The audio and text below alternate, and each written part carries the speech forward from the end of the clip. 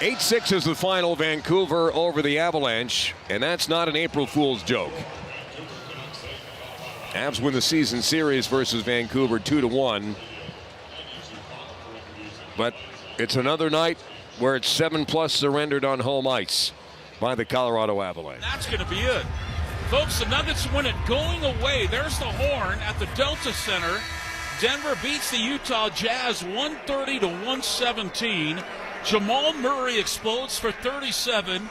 Jokic has another triple-double. And Denver has won a season-high 7 straight basketball games.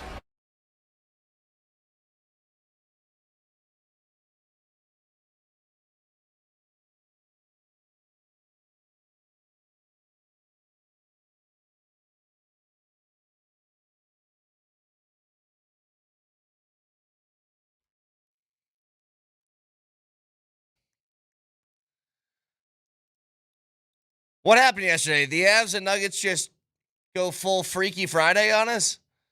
Like, my concern the whole time was, are the Nuggets going to take this Jazz game seriously and do what a team that is competing for a championship should do? And the answer was, yeah, they are. But that has been slightly out of their character over the course of this year. If you just look at the previous games that have been played against Utah. Did he get close for a second? Yes. But there was never a single moment in that game where you were nervous that it was going to tilt the scales in the other direction. The Avs were the team that came out kind of with the assumption that they would just roll a bad hockey team. By far the worst team in the league. And they got punished for it. They got punished seconds into the game. Now, I'm going to say something about the Avs in a few minutes, where I do feel like this game, if there's one positive to come out of it, which is hard to do when you give up 8 and you lose to the worst team in the league, but if there was a positive, I think it provided some clarity. So we'll get to that in just a second. But to come out immediately out of the gates, kind of have a turnover, puck goes a little bit past Manson's stick, and for Mackenzie Blackwood to get 5-hold 30 seconds into the game, you're like, all right, let's just settle down, relax. McKinnon then goes out. He scores his 50th goal less than a minute later to tie it up. You're like, all right, they're going to be fine. But then some of the old habits that you would hope we were over started creeping back in. You have a shorthanded goal that's allowed. And then a power play goal is given up to Vancouver. And then you're down 3-1. Landeskog's late goal makes you feel like, all right, maybe we're back. And this is what's so weird about this game. The second period starts, and Vancouver drops 3 more on you. They're up 6-2. It feels like the game's about over. But right after they get to 6, Malinsky makes it 3. You're like, okay, if you really get off to a hot start in the third, maybe you can come back. Well, Parker Kelly, 14 seconds in, makes it 6-4. Then Brent Burns fires one from the blue line, finds its way in. Now it's 6-5. 30 seconds later, Sam Malinsky scores again. It's 6-6. And you're like, all right, that's it. This is why Vancouver's Vancouver. Because they had a 6-2 lead, and that thing disappeared in a hurry. But then they respond with a goal 30 seconds later to go back up 7-6. And then empty netter, Vancouver wins, and you're sitting there wondering what the hell just happened. I'll tell you what happened. And this is the point of, I'm going to call it clarity in this, okay?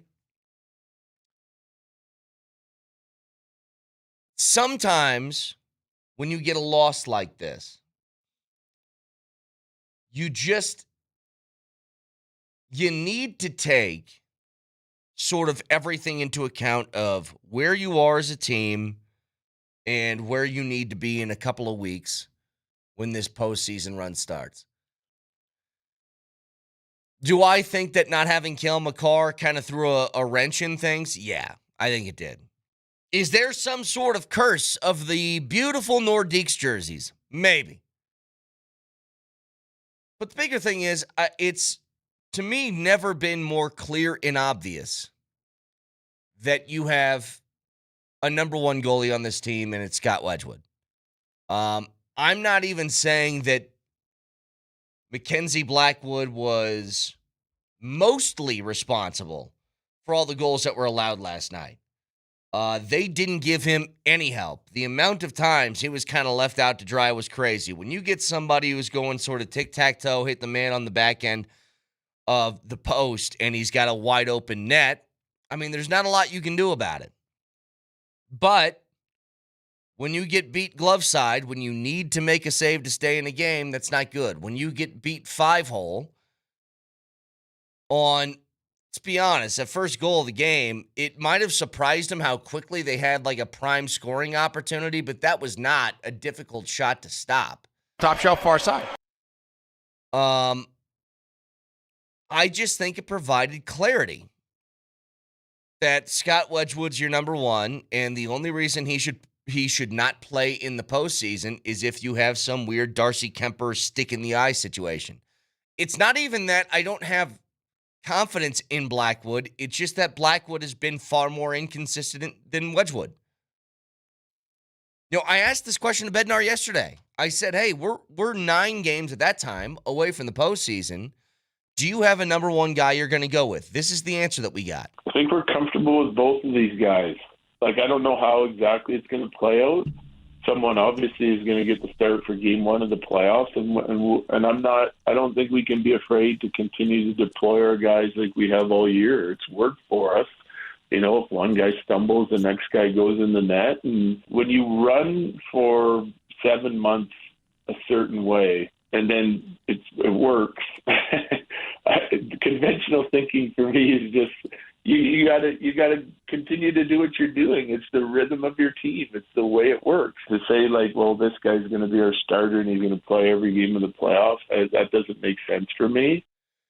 So that was his answer yesterday. I wondered after he gave that, is that more of a diplomatic answer than it is an answer of, like, I got a hard time saying them going game 1 is Wedgwood, game 2 is Blackwood, game 3 Wedgwood, game 4. I think at a minimum, Wedgwood's going to take the bulk of these. But I almost wonder, is that a diplomatic answer right now? Because you don't want news to come out this late into the regular season. Hey, we're going to start Wedgwood, and he's going to be our starter in the playoffs because you don't want to mentally lose Mackenzie Blackwood. But at the same time, Blackwood looks like he's dealing with some stuff right now anyway. You know, again, I want to make something clear. It's not that I don't have any sort of faith that Blackwood is, if he were to start, if he was your starter for the extent of the postseason, it's not that I don't have faith that he couldn't go out there and play well. But he's just had a handful of games that haven't been great as of late. His save percentage in the month of March was .863. If you include last night in that, it's probably hovering somewhere around .850. That's something that is not good enough. Been pulled from games early in multiple instances in the last month or so. You know, and that was different from the beginning of the year. He was really good at the beginning. Like, really all the way, I would say, until, like, post-Olympic break, you would have been comfortable with either one. Because at that time, going into that Olympic break, he had a save percentage that was top 5 in the league. Goals allowed was top 5 in the league. And now that's dropped to .899 save percentage on the year. And it's really just been the handful of starts that we've had after the break got over. So again, he's played really well more often than he's played really poorly. But there's one guy who's played really well like every time he hits the ice. And that's Scott Wedgwood. And if I were, in Jared Bednar's position, I don't think I would say out loud that Wedgwood's going to be my number one goalie and he's going to get the starts in the postseason right now either. But I certainly would know it. There's just, simple math here. When you got a goalie who is number one in the league in save percentage and number one in the league in goals against, that guy gets the start. And Texture says, I agree, but it's hard not to say that the team plays better in front of Wedgwood. It seems like they do, but I don't know how to account for that. I mean, I don't think that this is some sort of lack of confidence that they have in Mackenzie Blackwood, and that's why they don't play well. But they certainly haven't played well in front of him recently. You know, again, Blackwood was done no favors last night. He wasn't. He was put in a bad position for when you have 8 goals, there's going to be a bunch that you're in bad position for. But I'm talking about there was a couple that just stick out where it's like you got to make a save, okay? You have to. And to get 5 hold on that first goal, that was not it. It wasn't some sort of hard hit puck that just stuck on the ground like a magnet. It was almost kind of muffined, if you can do that with the puck still staying on the ice, and he just didn't get the pillows closed. He gets beat glove hand. Late in the game, he had a clear line of sight towards the goalie, or towards the shooter, I should say. Clear line of sight. It's glove hand, and it's just missed. Like, those are two things that just can't happen, especially when the feel of the game is like you just need some sort of momentum. Because when the Avs got it, when they started the third with a goal, it felt like when they made it 6-6, that game was over, the Avs were going to win. It felt like when McKinnon scored a minute after Vancouver did to start the game, that it's like, all right, they got settled down. This is going to be fine. But then you just kept allowing pucks in the net. But again, I think it's one that provides clarity. It gives you a clear picture that Scott Wedgwood's your number one. And when Scott Wedgwood plays, team does better. I mean, it's just, I think that's an undeniable fact. 303-504-0925. Texter says, pump the brakes, dude. Avs lose to the worst team and everyone's freaking out. I'm not freaking out. I mean, I'm not happy about the game last night. You know, when this happens with the Nuggets, it's different because I don't know what the peak of the Nuggets is. And when they play close games against bad teams, it does not give me confidence moving into the postseason. The Avs aren't like that. I think the Avs, I know the Avs are the best team in the league.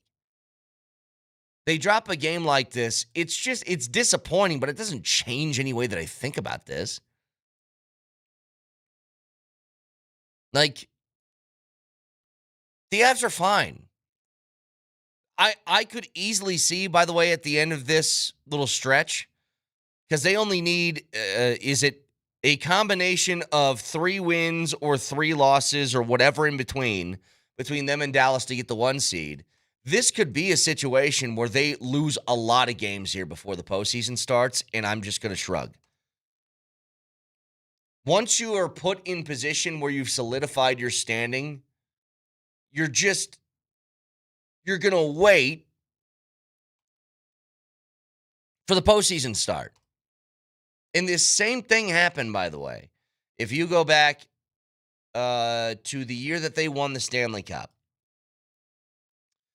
they had solidified positions late in the regular season. And then it got to the end of the regular season, and they lost, I think it was 6 of the last 7 games. And people are like, well, you need to be playing your best hockey when the postseason starts. And I'm just like, they shut it down. They're waiting for the postseason because they know what kind of team they have. Like, the most important thing is to keep guys healthy. I don't care if they start to lose here. That's not the point. I just think for a guy like or a situation like Blackwood and Wedgwood, it provided clarity on it. That's all. So 303-504-0925. We got a Ticket Thursday today, Nelly? Another Ticket Thursday? So we got another keyword coming your way in 5 minutes along. It's a Nuggets Ticket Thursday, and we'll talk about the Nuggets game, what I thought was a great win yesterday for them. We'll get to it next.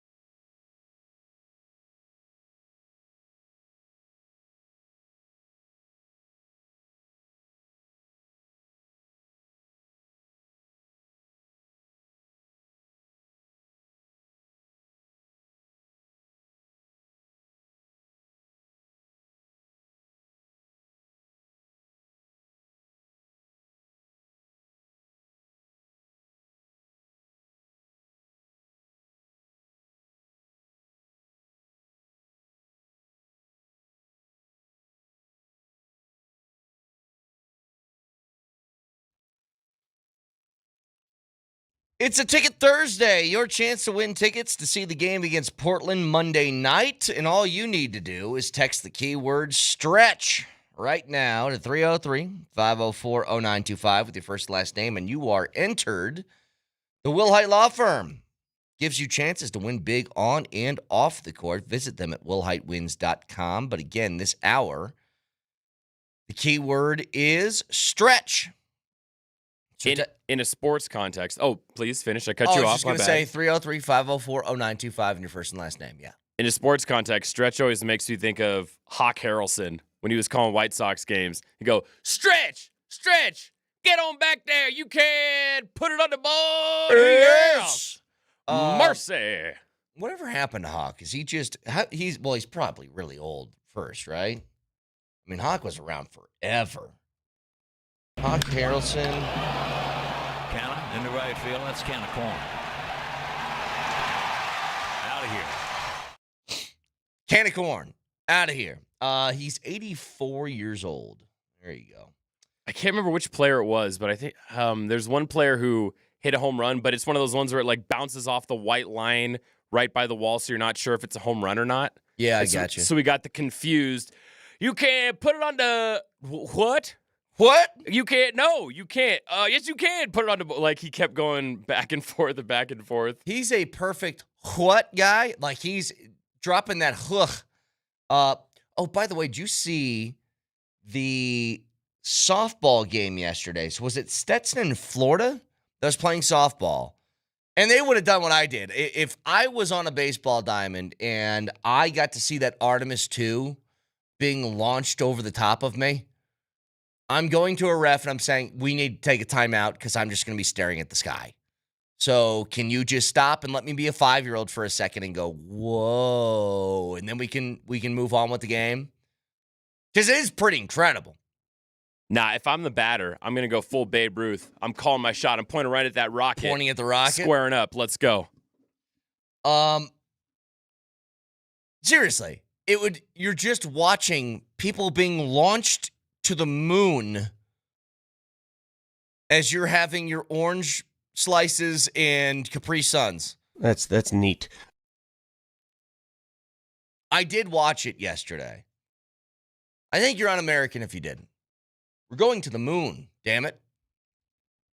Or at least around the moon, in the vicinity of the moon. Did you see the moon this morning? It was full. They're going to that giant thing out there. It's crazy.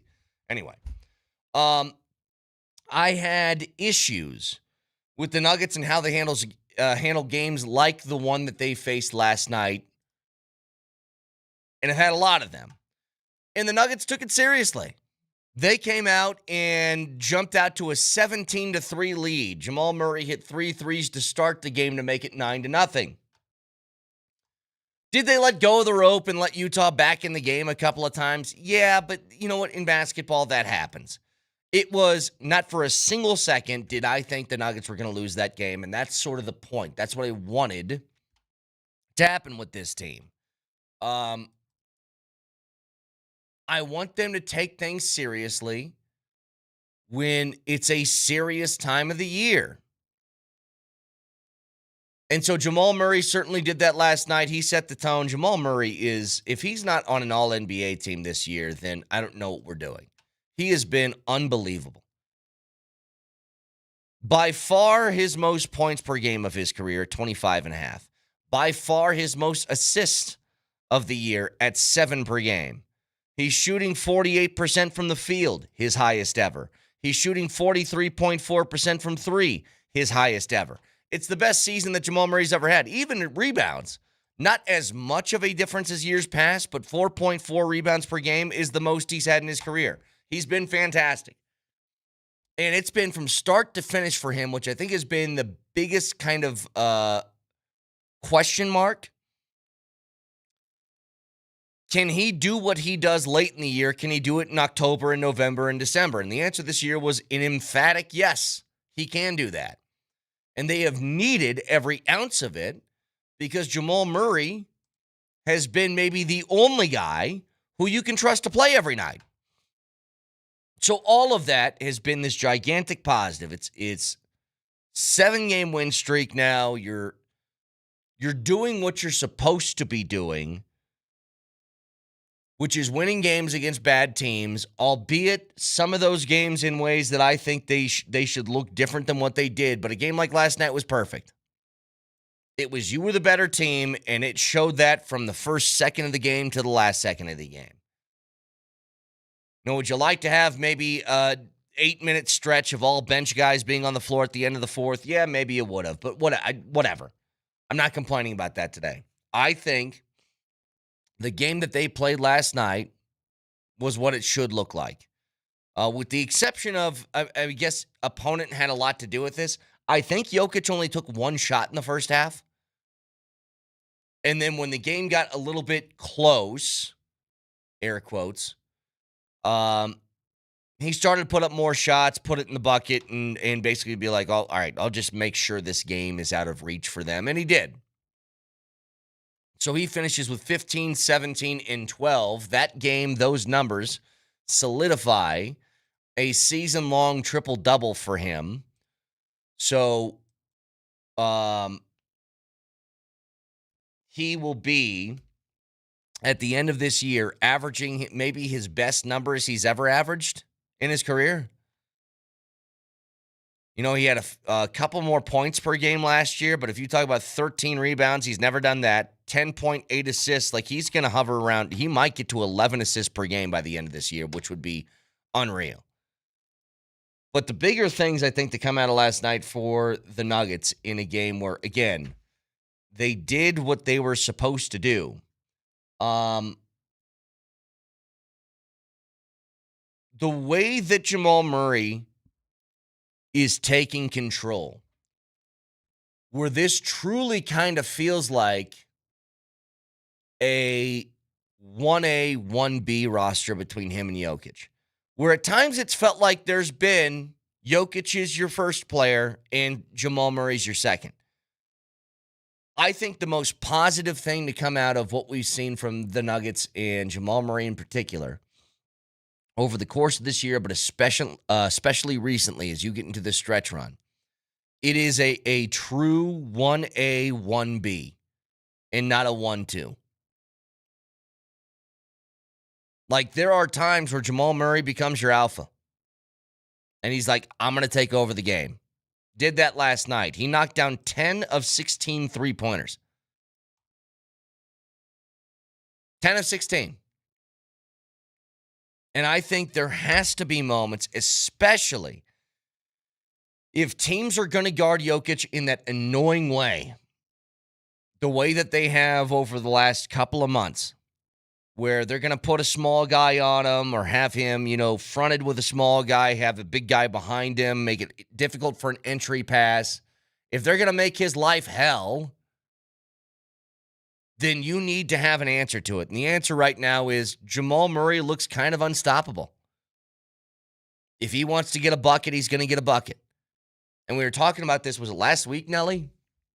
Where Jamal Murray is, when he plays at this level, I don't know how many people in the league can match his I'm going to get a bucket and there's nothing you can do about it sort of thing. There's a few guys that can do it. Luka's one. I still think Steph's probably in that category. I think KD's obviously in that category, but there's a few. I'd put Jamal Murray up against any of them. I need a bucket. I'm going to go get it. Just watch. Like, I think this emergence of the, quote, alpha nature of him is something that is necessary, especially with the attention of this new way that people are defending Joker that's making it annoying for him. Now, again, Nuggets started the second half really sluggishly. They let go of it for a little bit, let Utah get back in the game, but it didn't take that long for them to take hold again. This is David Adelman postgame. Yeah, I mean, it wasn't perfect by any means. The turnovers is what killed us tonight as far as how they stayed in the game. But we had really good performances from other people, not the usual. I thought Christian was great. Jonas was great. Bruce's energy defensively. And then Jamal's, the three-point shooting was insane. This is the NBA. You just have to win the games. And I know we tied the franchise record, I believe, for most road wins. It says a lot about this team. And I also think it sums up what the season's been. You know, that's such a wild number for all the injuries we've had, but somehow we've won these games on the road. Not this one, but just the whole season. I'm just trying to find a way to stay ahead a little bit. That is true.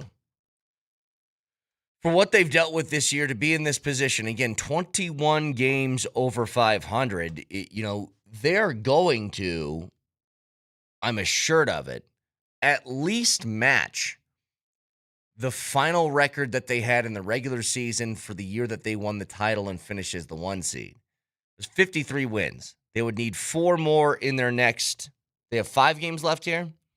5 games. So they could very well do it. But when you're looking up and you see that Oklahoma City has 11 more wins than you do and San Antonio has 9 more wins than you do. Like San Antonio just won again. It was their 10th straight win. These teams just don't lose. They don't. And you're now faced with the situation, and here's where it gets really interesting. Houston beats Milwaukee last night. That takes them to the 5 seed. So if the season were to end today, you would be playing the Houston Rockets in the first round and not the Minnesota Timberwolves, which in general, I would think that that's a positive. You want to face Houston more than Minnesota. Minnesota plays a very physical brand of basketball that can wear on you. At the same time, if Minnesota doesn't have Jaden McDaniels for a stretch during the postseason, that changes the fabric of their team entirely because Jaden McDaniels is a very good player. So it's kind of like, what do you want?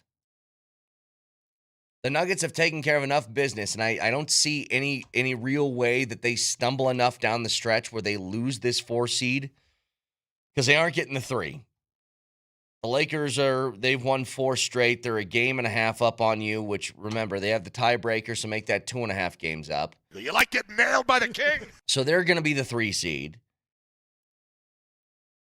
There's a couple of games left where San Antonio is 2 games back of Oklahoma City, but I got a tough time imagining Oklahoma City's going to blow that at the end of the year. So this is kind of a battle between 4, 5, and 6 and where teams are going to sort of stack up.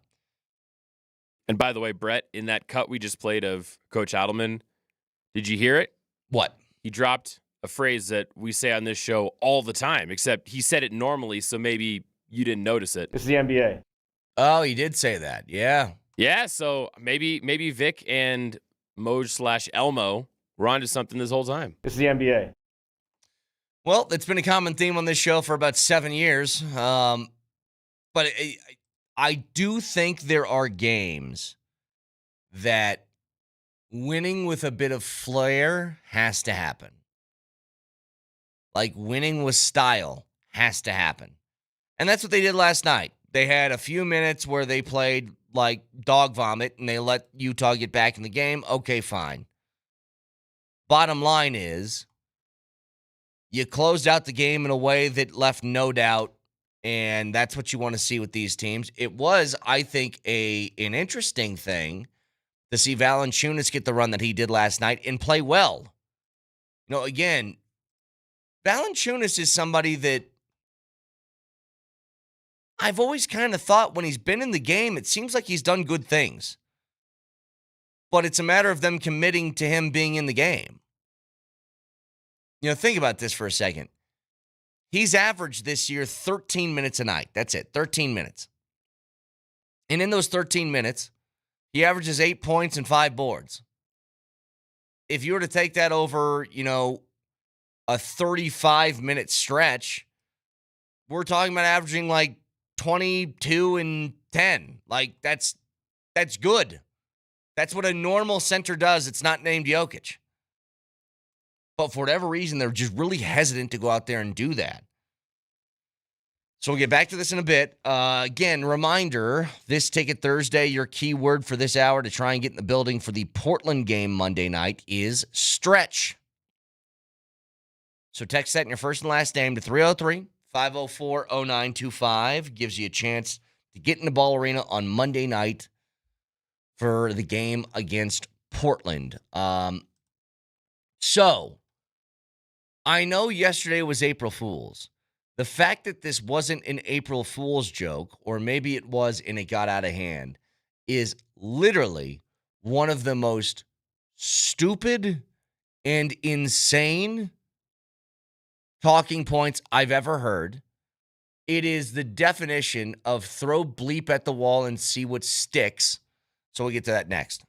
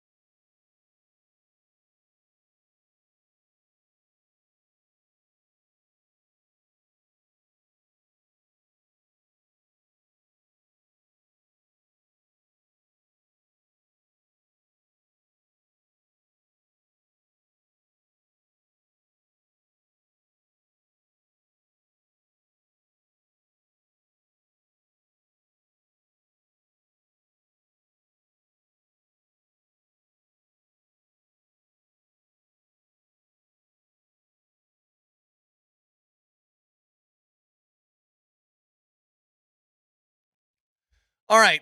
So I know yesterday was April Fool's, and I'm the first to tell you I'm not like a big April Fool's guy. I think that it's I think rote would be the right word for it. There's just April Fool's jokes to me are like doing a Christopher Walken impression. It's like everybody has one, and I don't think any of them are very good. And it's just like, oh, wait a minute. Are you doing a Schwarzenegger? Everybody sit down. Listen to this guy's Schwarzenegger impression. That's what I feel like April Fool's jokes are. They just aren't done well enough. Gotta have more cowbell. Which, you know what, Nelly? Yours actually not bad. But I've heard so many people do them before, like they're not funny to me anymore. And I think the problem with April Fool's pranks these days is they're not pranks. People just go on Twitter and they tweet, "Oh, guess what, guys? I just got diagnosed with cancer." Yeah. And then an hour later, they're like, "Oh, April Fool's, I pranked you." The hell you pranked me? It's just a lie. Yeah, that's not funny. You didn't do anything. And look, I'll be honest. Because of the soup that I swim in, it's hard enough for me to try and verify if things that I'm reading on Twitter or wherever I find a story are real or not in the first place. I have to triple and quadruple check things to make sure I don't get got, which has happened to me before. But as I always say, I don't get got. I go and get. So the April Fool's stuff to me to start with is stupid. I read this story and I'm like, I immediately dismissed it as April Fool's. And maybe it is. Maybe I missed the haha got you part of this. When I saw a story, and this is NBC Sports, NBC, with the headline, Broncos emerge as potential option for Aaron Rodgers. And I think to myself, all right, well, this is silly. And I find out it's not an April Fool's joke. That, look, not that the rumor is real, that people are actually writing about this. Reputable outlets have commented on it. That's what blew me away. Because let's really try and boil this down for a second. First and foremost, Aaron Rodgers, who yet again, and I don't know how people deal with this every single year, has not committed to whether he's even playing football or not. He has not informed the Steelers of anything. And that's with a brand new head coach, his former coach, in Mike McCarthy. Number two, this isn't even me saying that Bo Nix is above some sort of criticism, okay? Bo Nix had plenty of times last year where it straight up wasn't good enough, and he should have been better. Bo Nix is special. I mean, we talked about it ad nauseum, the idea of you don't do anything for 3 quarters, then you play great in the fourth. Okay, I'm glad that you play well in crunch time, but where's the first 3 quarters at? Why do you need that? Because you're leaving too much up to chance, luck, whatever word you want. So he's not above criticism. But here's something that's inarguable. You would be an absolute moron to do anything at the quarterback position after the season you just had. Because at minimum, he was good enough to get you to an AFC title game. And if assumptions are correct, well, let's be honest, couldn't do worse than 7 points. Probably would have got you to a Super Bowl. Now, I wouldn't go as far to say they would win the Super Bowl. I think Seattle probably still beat you. But you could have gotten there. You would have been AFC champs. Like, what are we doing? We're talking about an offense for almost half the year that had no rushing game, no real weapons at wide receiver and tight end outside of Cortland Sutton, and at times had to be carried by quarterback play, whether that was through his arm or with his legs, and he did it. Like, I'm trying to figure out who the dum-dum is and whose credentials I have to take that even made this a story. Like, I am blown away that actual reputable sites ran with this BS from yesterday. But Can I throw something else in there just for bleeps and giggles? Aaron Rodgers isn't even good anymore. That too. Forget the fact that, like, whatever you feel of Bo Nix, and maybe you're one of these people that still thinks Bo Nix is not great, which, you know what? Whatever. I am very much in the wait-and-see category with Bo Nix still, too. I think he's good. I don't know if he's great yet. We'll see. But Aaron Rodgers is not good anymore, or not great anymore, I should say. You might still be good. You already have that at a minimum. So I'm just, Pastor says, calm down. You're making way too big of a deal about this. All I'm telling you is I'm angry at the people that actually, like, that run with something like this. I'm blown away at how stupid you can be to even waste typing on a computer about this. This is about media. This isn't about Aaron Rodgers or Bo Nix. I got an idea, Nelly. The Nuggets want to boost their chances to win a championship. What if they traded Jokic for LeBron? And it's just basketball. Here's what's good news. I watched almost all of the Rockies game yesterday, almost against my will. The thing that I love about midday games, there's nothing else on TV anyway. It's perfect to have on the background. The Rockies came away with a series win against a team that I thought should have won the World Series last year in the Blue Jays. How they did it yesterday is hilarious. Like, I was mad with the way that they played because the amount of base runners they left stranded because they couldn't figure out how to put the bat on the baseball. They had 17 strikeouts yesterday in a 10-inning game against Toronto. And yet, because of great pitching, you got 5 good innings out of Kyle Freeland. They go to Senzatella, who, by the way, I'm not a huge Senza guy, obviously, if you've listened to me talk about the Rockies before. Senza out of the bullpen, much better. Seems to have a little bit more zip on his fastball. He's hitting the upper 90s with it. Then it was Vodnik, Bernardino, and Hurrigan. And all of them came in for the last 5 innings of that game, 2-hit baseball, shut the door. Tyler Freeman with the pinch hit single that scored the game winner in the 10th. I'm excited to get Tyler Freeman back. He just got activated from the IL yesterday. So comes in, contributes right away. They used every single player on their bench, by the way, in the middle of that game. It's hilarious. Troy Johnston went from playing right field to first base to right field to left field. They just kept moving people around. Castro went from second to first to third. Had a whole bunch of different things going on. But they end up getting the win, so it's their first series win of the year. They do it against a really good Blue Jays team, and now they get a day off before they head home for their home opener tomorrow against Philly. But to strike out 17 times in a game and still come away with the victory has to be almost impossible. It was the way they were doing it. There no outs, runners on first and third, strikeout, strikeout, strikeout. It's like put the bat on the ball and scratch a run across. So, Rockies, after getting swept in the first series by the Marlins of all people, beat the Blue Jays and take the series against Toronto. So good for them. So 303-504-0925. The Final Four is on Altitude Sports Radio 92.5 this Saturday. It's powered by the Reputation Law Group, specializing in divorce and DUI matters. To schedule a consultation with these attorneys, go to thereputationlawgroup.com. So a whole bunch going on this weekend. As we have the Rockies in their home opener. We have Final Four that's going to be right here on Altitude Sports Radio 92.5. We have the Nuggets in the Avs getting down this sort of home stretch to the season.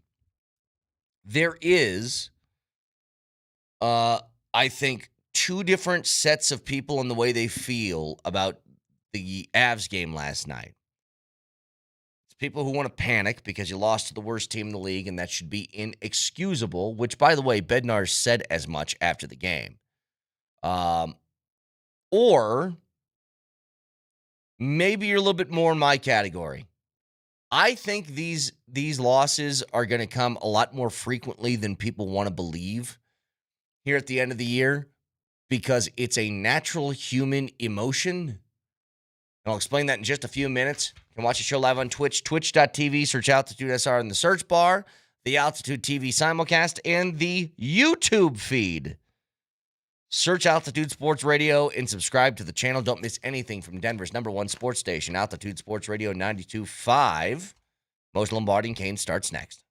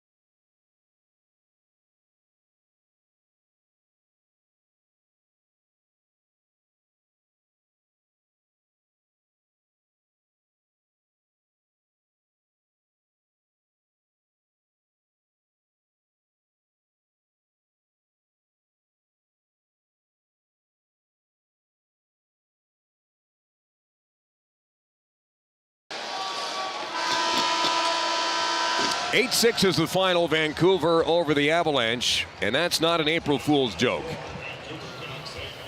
Avs win the season series versus Vancouver 2-1. But it's another night where it's 7+ surrendered on home ice by the Colorado Avalanche. And that's going to be it. Folks, the Nuggets win it going away. There's the horn at the Delta Center. Denver beats the Utah Jazz 130-117. Jamal Murray explodes for 37. Jokic has another triple-double. And Denver has won a season-high 7 straight basketball games. Final tonight from Utah. Denver 130, Jazz 117. Feels like there's like a Freaky Friday body switch thing that happened yesterday because they both played against bad teams. The Nuggets were the one that took care of their bad team pretty handily. And there was a moment in there where they let go of it, but there was never fear that you were losing the game. And the Avs were the one that didn't take the bad team seriously. It's weird. For the first time in more than a month, with these teams playing on the same night, we didn't have the same result. Because in the last month, every time they've played on the same night, either both have won or both have lost. Last night was the first time. There was 3 times in the Avs game, Mose, that I thought the game was over. I thought the game was over when McKinnon tied it 1-1. I thought the Avs were going to roll from there. I thought the game was over when it was 6-6. When the Avs tied it again. I was like, once you come back from down 6-2, you make it 6-6, this is done. And then seconds later. And then I thought the game was over with about 12 seconds left when they were up 8-6, and it was over then. I know games like this are frustrating. I have something that's maybe a silver lining to this that we can get to in a bit, but I know last night was completely, I want to be on record, gentlemen. Yeah. Mm-hmm. Last night was so unacceptable at this point in the season, it's not even funny. Yeah. Moser, I know that marketing is important in sports, and paying homage to those before us is important. Get rid of those Quebec jerseys, and I never want to see them again. Yeah, they're bad. This team is bad in those sweaters. They really are. Don't want to see them ever again. Done our part. Okay, yeah, all right, get it, got it, bye. The regular home jerseys for the Avs. I'm doing my part. Road jerseys. I'm doing my part. Nordiques jerseys. I didn't finish the rest. No, you forgot the division rivalry jersey, the dark blue one. 2, 3, right. I'm doing my part. Is that what it is? 2, 3, and 2 in those Quebec jerseys. No. And I'm not even superstitious. I don't even believe in witchcraft. Yeah, well, beyond the laundry. Jared Bednar's news conference last night was as short as I've seen ever. Yeah, Nelly grabbed some of that for us. I want you guys to hear it if you missed it. He was so mad. So mad. It was as short as I've seen. And it's just, the guys raised a good point. Remember the Pittsburgh game when they lost 7-2? Everybody got behind him. Malkin's by himself, scoring goal. You know what the very next game was? Dallas. In these 2 instances, although Pittsburgh is a playoff team, so it's not like, that one was super crazy. I mean, they've got playoff aspirations, even if they're not going to win anything. Yeah. Vancouver's the worst team in the league, but nonetheless, you didn't play even remotely close to winning hockey. And the Dallas Stars were the next team on the docket. I think there's definitely some looking ahead going on. But boy, oh boy, you can't wait till the third period to turn things on and score 3 straight and tie it up. And then that goal, after the Malinsky goal tied it at 6, 23 seconds later, they go ahead 7-6. Jack Drury does everything right. The puck hits the end of the heel skate blade and goes not 45 degrees, but more like 31 degrees opposite off the post and in. You got come on, man. It's just amazing because matter. You that shouldn't plays be in that situation. Fluke Vic, goals I happen. know, Vic. You don't have to remind me. I understand. I'm just saying. Here you go. What went wrong in the first 2 periods? It's too long a list. How about this one? Can you attribute anything to the defensive pairings and just trying to get the counter there? No. There's no listen, there's no excuse. I think if we're making excuses for that performance, it's gonna be a short run. That's a pretty strong statement from the head coach. He's right. He's totally correct, Vic. You're right. Yep. The Avs last night were guilty a little bit of what the Nuggets have done at times, and that is not only play down to the competition, play below the competition. Yeah. Allow teams to hammer. Play with your food. That's what they did. Yep. They thought they just had to roll it out there, and they would have smoked Vancouver last night. Now, here's the silver lining, I would say. And Moj, don't get me wrong, okay? This is not me putting blame on somebody. But I think one thing's clear. Yeah, I know where you're going. Can I guess what you're about to say? It's not that hard, but yeah, go ahead. If I could just lob one guess about what you're about to say. Sure. You know who your number one goalie is. Yeah, I look, it's not even that Blackwood's I don't have confidence in him. He has struggled way more as of recently. Like post-Olympic break, Blackwood hasn't been great from a consistency standpoint. Before that, he was awesome. He was top 5 with Wedgwood in save percentage and goals allowed. He's now crept to .899 in save percentage, and that's due to this last month of play. So if you have to play him in the postseason, it's not like I'm going to be like, oh, God, what are they going to do? I have still confidence in him, but he's not playing confidently right now. And when I asked this to Bednar yesterday, I asked him, is there a number one goalie? He said this with us. I think we're comfortable with both of these guys. I don't know how exactly it's going to play out. Someone obviously is going to get the start for game 1 of the playoffs, and I don't think we can be afraid to continue to deploy our guys like we have all year. It's worked for us.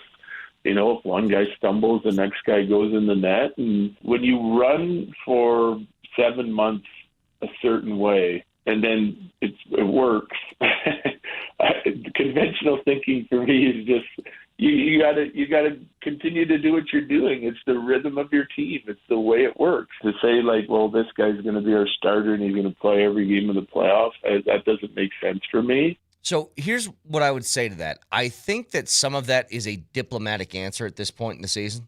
I think some of that is. I don't think that Bednar's going to enter the postseason going, all right, Wedgie, you're going game 1. Blackwood, you're going game 2. Wedgie, game 3. But I don't think it's going to look like that. No. This is going to be a feel game-to-game basis. Yeah. I think, though, he gives that answer. I bet you that he thinks the same thing that we're thinking, that Wedgwood's just playing better. It's clear and obvious to see. But he's not going to say that with a few games left to basically, throw a shot maybe at the confidence of Blackwood at this point in the season. But there was 2 goals last night. He was left out to dry plenty of times, understood. But the 5-hole to start the game, it looked like he was surprised that they had a chance that early, and he gets beat 5-hole.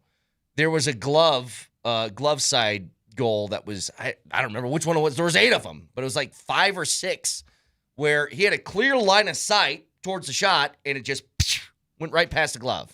I'm like, that stuff just feels like it doesn't happen to Wedgwood. Yeah, the Besser, but I'll say this. The goal 6, the Besser 2-on-2, if you break it down, we could go over the film for every single situation. You've got a 2-on-2 coming back, you've got a defenseman, and you've got Ross Colton. And the Canucks Besser comes over here, and Ross is not a defenseman, he's a forward. A defenseman would step in and close that gap more on Besser pretty quickly, right? You close that, you gap up real quick. Besser's a world-class shooter. I'm not blaming Ross. I'm just saying that this is not his forte. Right.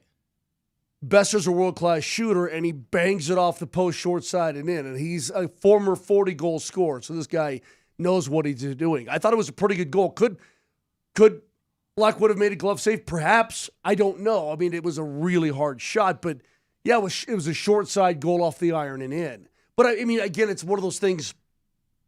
The Titanic didn't just sink because it hit an iceberg. These things happen along the way that caused this to happen, so on and so forth, and blah, blah, blah. Either way, it doesn't matter. There's no excuse for that. It was just a really, really messy game from top to bottom. It scares me on this front, and scared's the wrong word, I guess. The year they won the Cup, they did have a couple stumble games down the stretch, but because they lost 6 of 7, but they had everything wrapped up. They were cruising. Yeah, they had everything wrapped up by this then. that felt different. See, I don't know. Kind of. Like, I know it's not wrapped up, Moj. You would have to do this about 6 more times for this thing not to be wrapped up, though. I think they know that they have this pretty much in hand, and they just bleeped around last night. Yeah, Which I'm not saying that's okay, but that's the way that it felt. What you're saying, it's hard to overcome human reaction. You know it's over. Yeah. Hell, we said it yesterday on the show. We said it's over. The race is over. If Dallas won 4 of their last 5, I don't think you get that game last night. I think that game is almost a sort of emotional response to Dallas. Can I stumbling? Yeah, here. Can I chime in though a little bit? You're both totally correct. No, actually, you can't. I mean, I really like you and respect you, but there's no reason at all for you to chime in. Hockey Brett was taking over with some good stuff. Shut him off. You're both totally correct. You cannot manufacture emotion against the lowest pointed team in the league. Okay? Mm-hmm. Dallas is coming up on Saturday. It's a huge game, blah, blah, blah, blah, blah. That being said, Vic, Brett, Max Sesson throws it 5-hole to start the game. Yeah.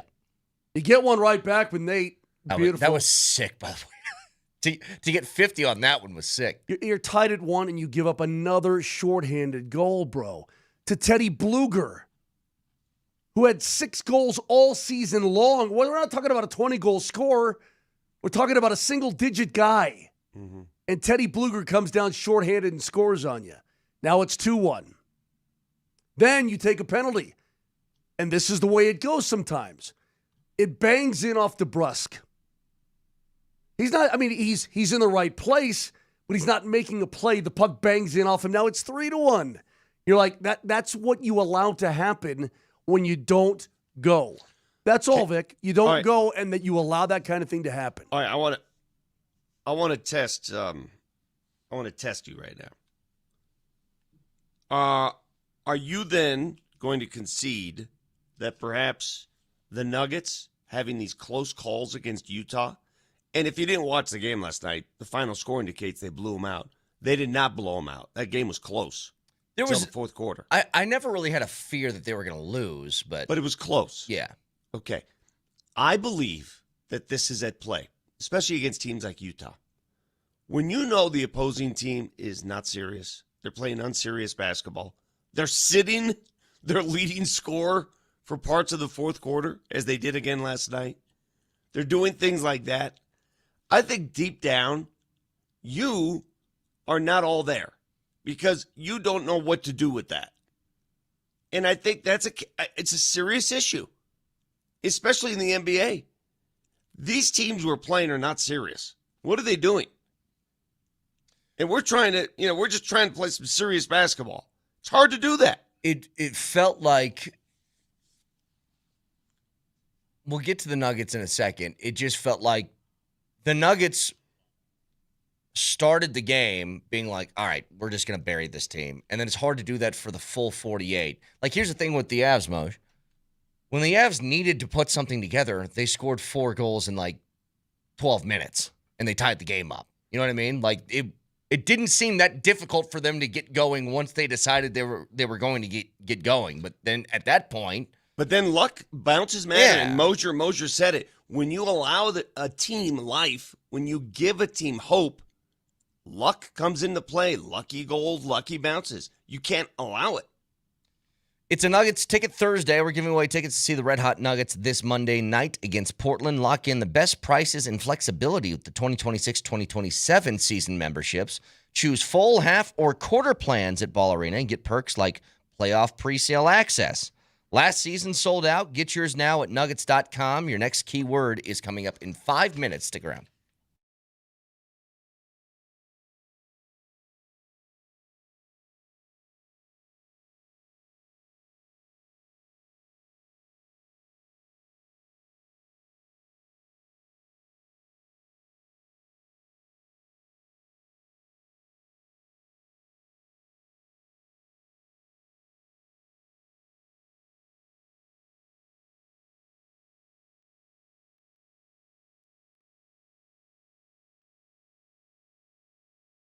Look, springtime is upon us, and then summer's going to be here, and guys, you're going to want to feel and look your best. If you're not doing that right now, maybe you need to do what I did and contact the Rocky Mountain Men's Clinic. Now, I was dealing with low testosterone. Got it taken care of. I feel better than I have in an awfully long time, and you will too. Guys, early to mid-30s, you start losing 2 to 3% of your testosterone production every single year. Happens gradually. Before you know it, you go, I just don't feel the same as I used to feel. Well, now you can. Be done with that low energy, not sleeping well, foggy in the brain, all that kind of thing. Be done with it and take care of yourself. Give them a call today. The number is 720-440-7900. And the cool part is they now have 4 targeted body composition plans to go along with the low T treatments, featuring GH peptides, NAD+, GLP-1, PDA, and more. All designed to boost energy, support metabolism, enhance recovery, accelerate fat loss. They've got 5 locations in Colorado to help you. Fort Collins, all the way down to Colorado Springs. That number again is 720-440-7900. Or find out all they do and be happy at RockyMountainMen'sClinic.com.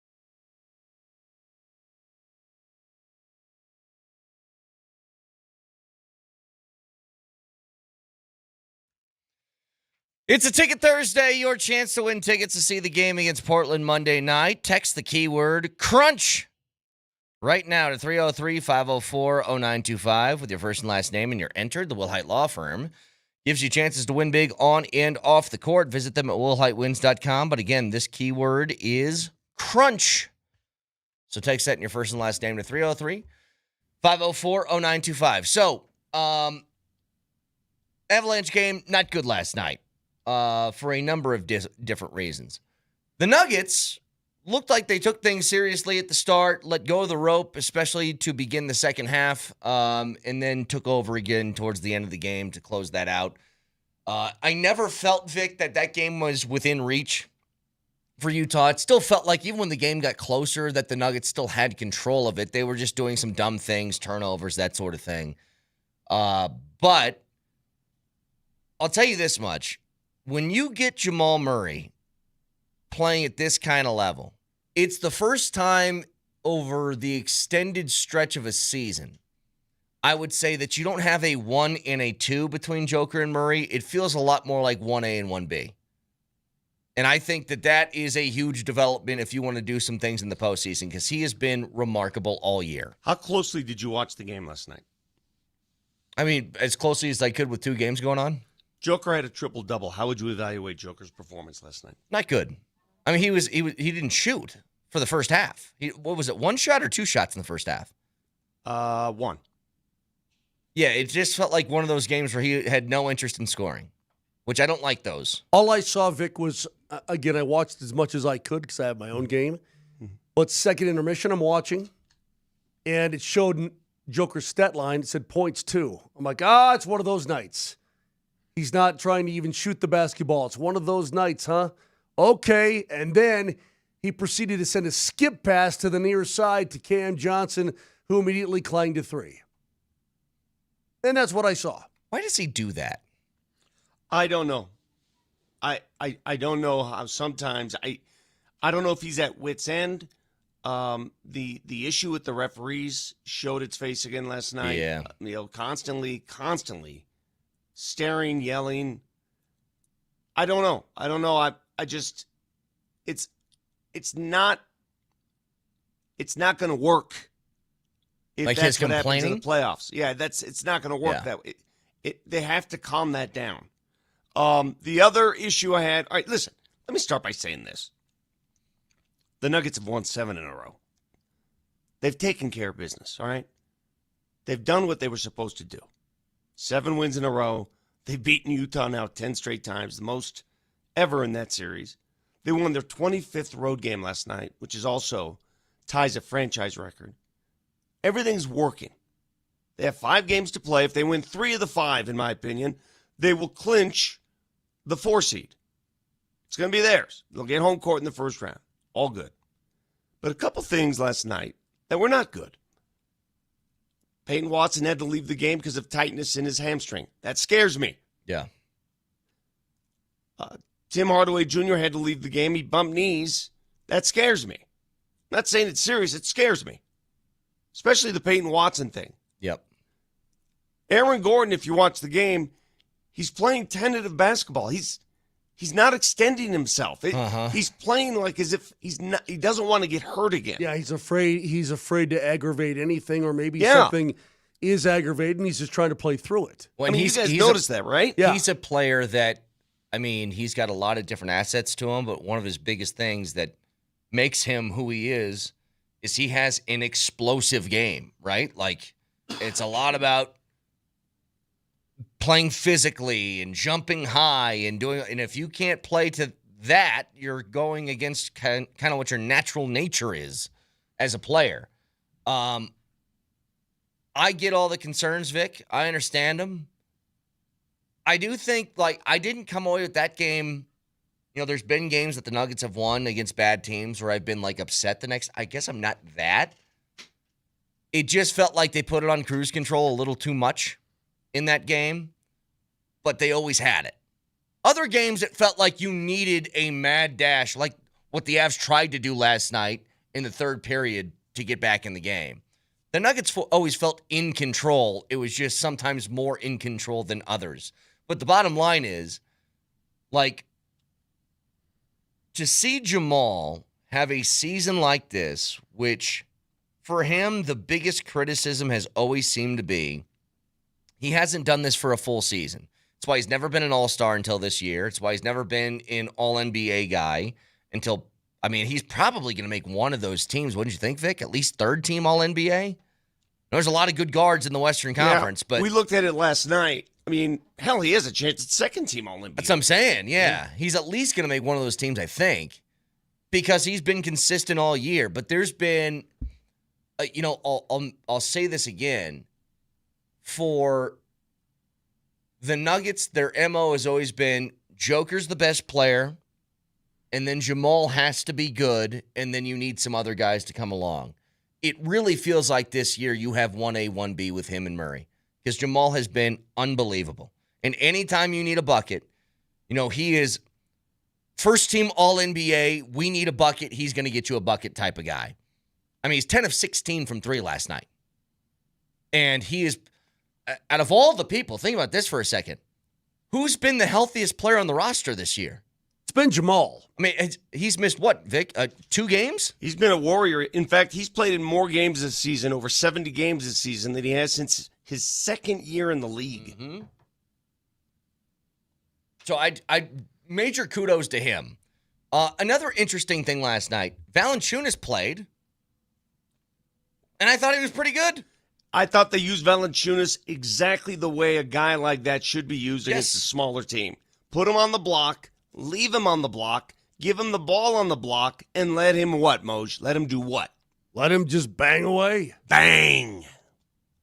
Which is what he did. Just bang. Bang away. Well, in 13 minutes, he got 8 free throws because of it. Because that's what you're supposed to be doing. Yes. And again, I saw it. None of that craziness where you got Valanciunas on the elbow and setting picks. And no, Put him on the block. He's got a smaller guy on him. Give him ball. Let him move with ball. Move with ball. So, Vic, are you more disappointed than I guess satisfied with the game last night? I'm scared. Yeah, I'm scared. They can't stay healthy. Mm-hmm. Did you hear David Adelman's reaction to the health issues last night? Listen, play the sound. No, Tell me if he doesn't sound scared. So I'll first do just his initial thoughts in the post game, and then we'll get to that audio in a second. Hang on. Yeah, I mean, it wasn't perfect by any means. The turnovers is what killed us tonight as far as keeping how they stayed in the game. But we had really good performances from other people, not the usual. I thought Christian was great. Jonas was great. Bruce's energy defensively, and then Jamal's. I mean, the 3-point shooting was insane. This is the NBA. You just have to win the games. And I know we tied the franchise record, I believe, for most road wins. It says a lot about this team. And I also think it sums up what the season's been. That's such a wild number for all the injuries we've had, but somehow we've won these games on the road. Not this one, but just the whole season.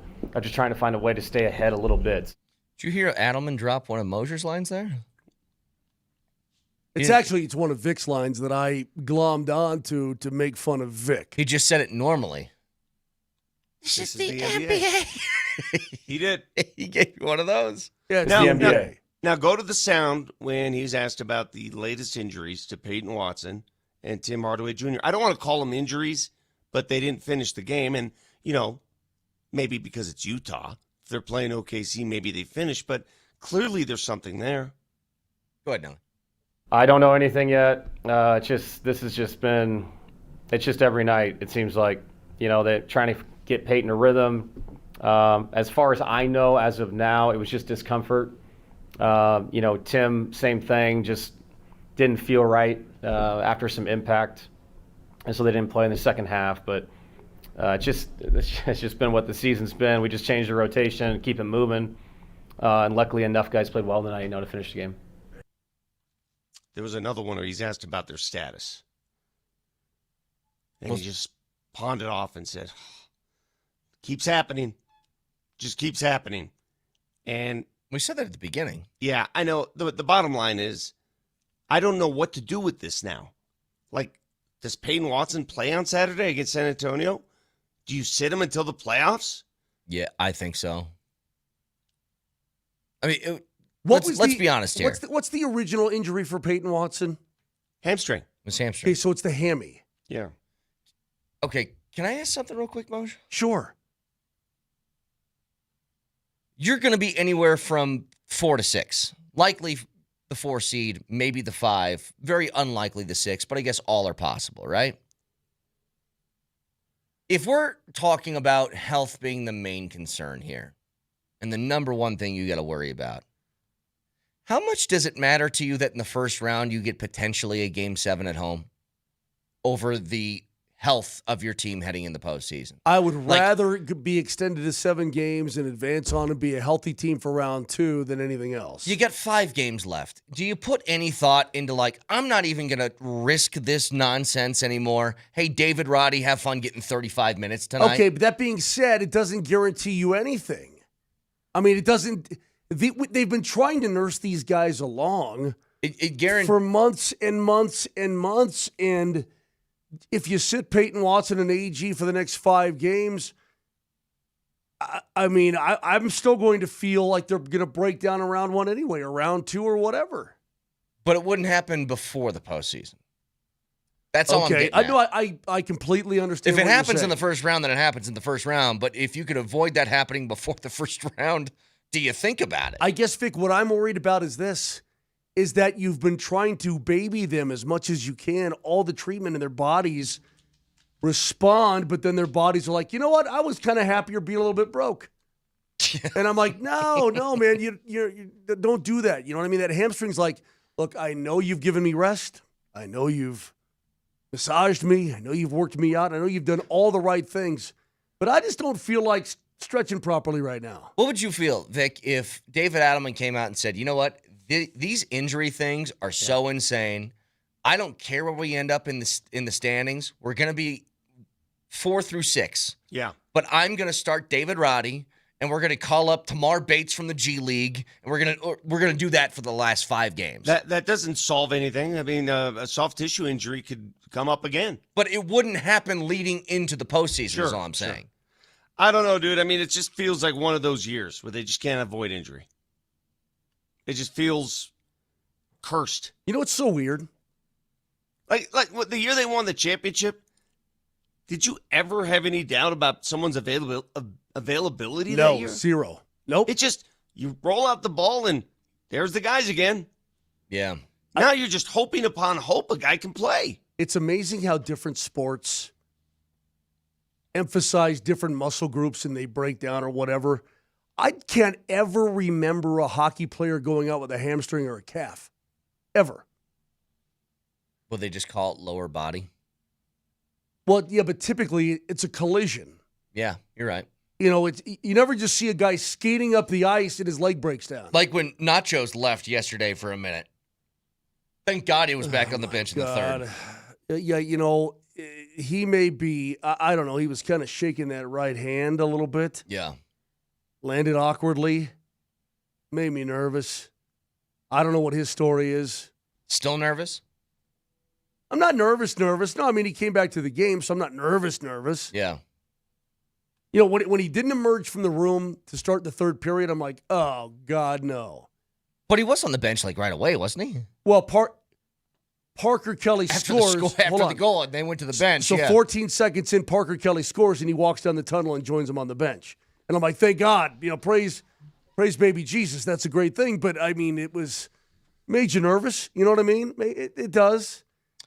Texture says, Brett, stop talking. Who the hell is Roddy? Roddy is a former CSU player who now plays for the Nuggets. David Roddy's a former first-round pick of the Philadelphia 76ers. He played in garbage time last night. Who now plays for the Denver Nuggets. Yeah, and the other thing that I completely disagree with your tactic of just sitting guys. This person's right, 38-50. Sitting doesn't help you get game ready. If you sit guys from now till the playoffs and all of a sudden they come in, it's just not going to work, man. Guys got to play.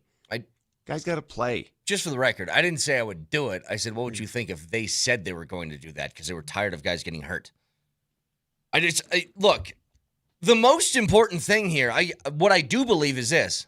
I don't care where the Nuggets finish in the standings anymore. It makes no difference to me. Okay, whether you play the Lakers in the first round, Minnesota, Houston, you play them at home in the first series, or on the road in the first series. I just want the team to be healthy. Well, I don't care about a potential game 7. You know, what if they can't? What if they just health is just not in the cards? Well, then you're screwed. Then the season's over, and that's the way it goes. I mean, but if I can try and do anything to make that happen, that's an element to the game that you can't coach that, you can't do that, you can't train that. Either you're lucky or you're not. Well, I think, Vic, if I'm David Adelman, guess who's not playing for the rest of the year? Peyton Watson. I don't care. But see, again, I go back to if you don't play him and then you inject him into a game in the playoffs, having not played but one or two games in the last 2 months, he's not going to be Peyton Watson. I mean, he had like 40 points in his first 2 coming back from the hammy. It's you know as well as I. Just saying. If a guy doesn't play, he's not going to be the same. You know that. Well, the Avs played Gabe Landeskog for the first time in 3 years. Brett. In the middle of the postseason. Brett, be practical. Brett, I understand what you... Cale Makar jumped in straight out of college in the postseason. All right, well then let's take your approach. Don't play anybody for the rest of the season and just play them in the playoffs and see what happens. Look, Vic, I know what you're saying, but look, you have a real problem here with trying to keep guys healthy. And the only way you're going to do any type of winning is with a healthy roster. Well, that's it. Their bodies just don't respond. I take the different approach. I completely disagree with you. You're playing. And if you get hurt, you get hurt. Which I'm fine with that too. I'm not saying I even have a preference to any of this stuff. It's just I'm asking, if you were David Adelman, is there consideration to doing something like that? That's all. It's hard to watch sometimes because I know AG is holding back. I can see it. Yeah, I think it's clear. It's definitely noticeable, yes. Reminder, keyword for this hour is crunch. So text that in your first and last name to 303-504-0925. Gets you a chance to get in Ball Arena for the game against Portland on Monday night. So there's some news that just broke in the NFL.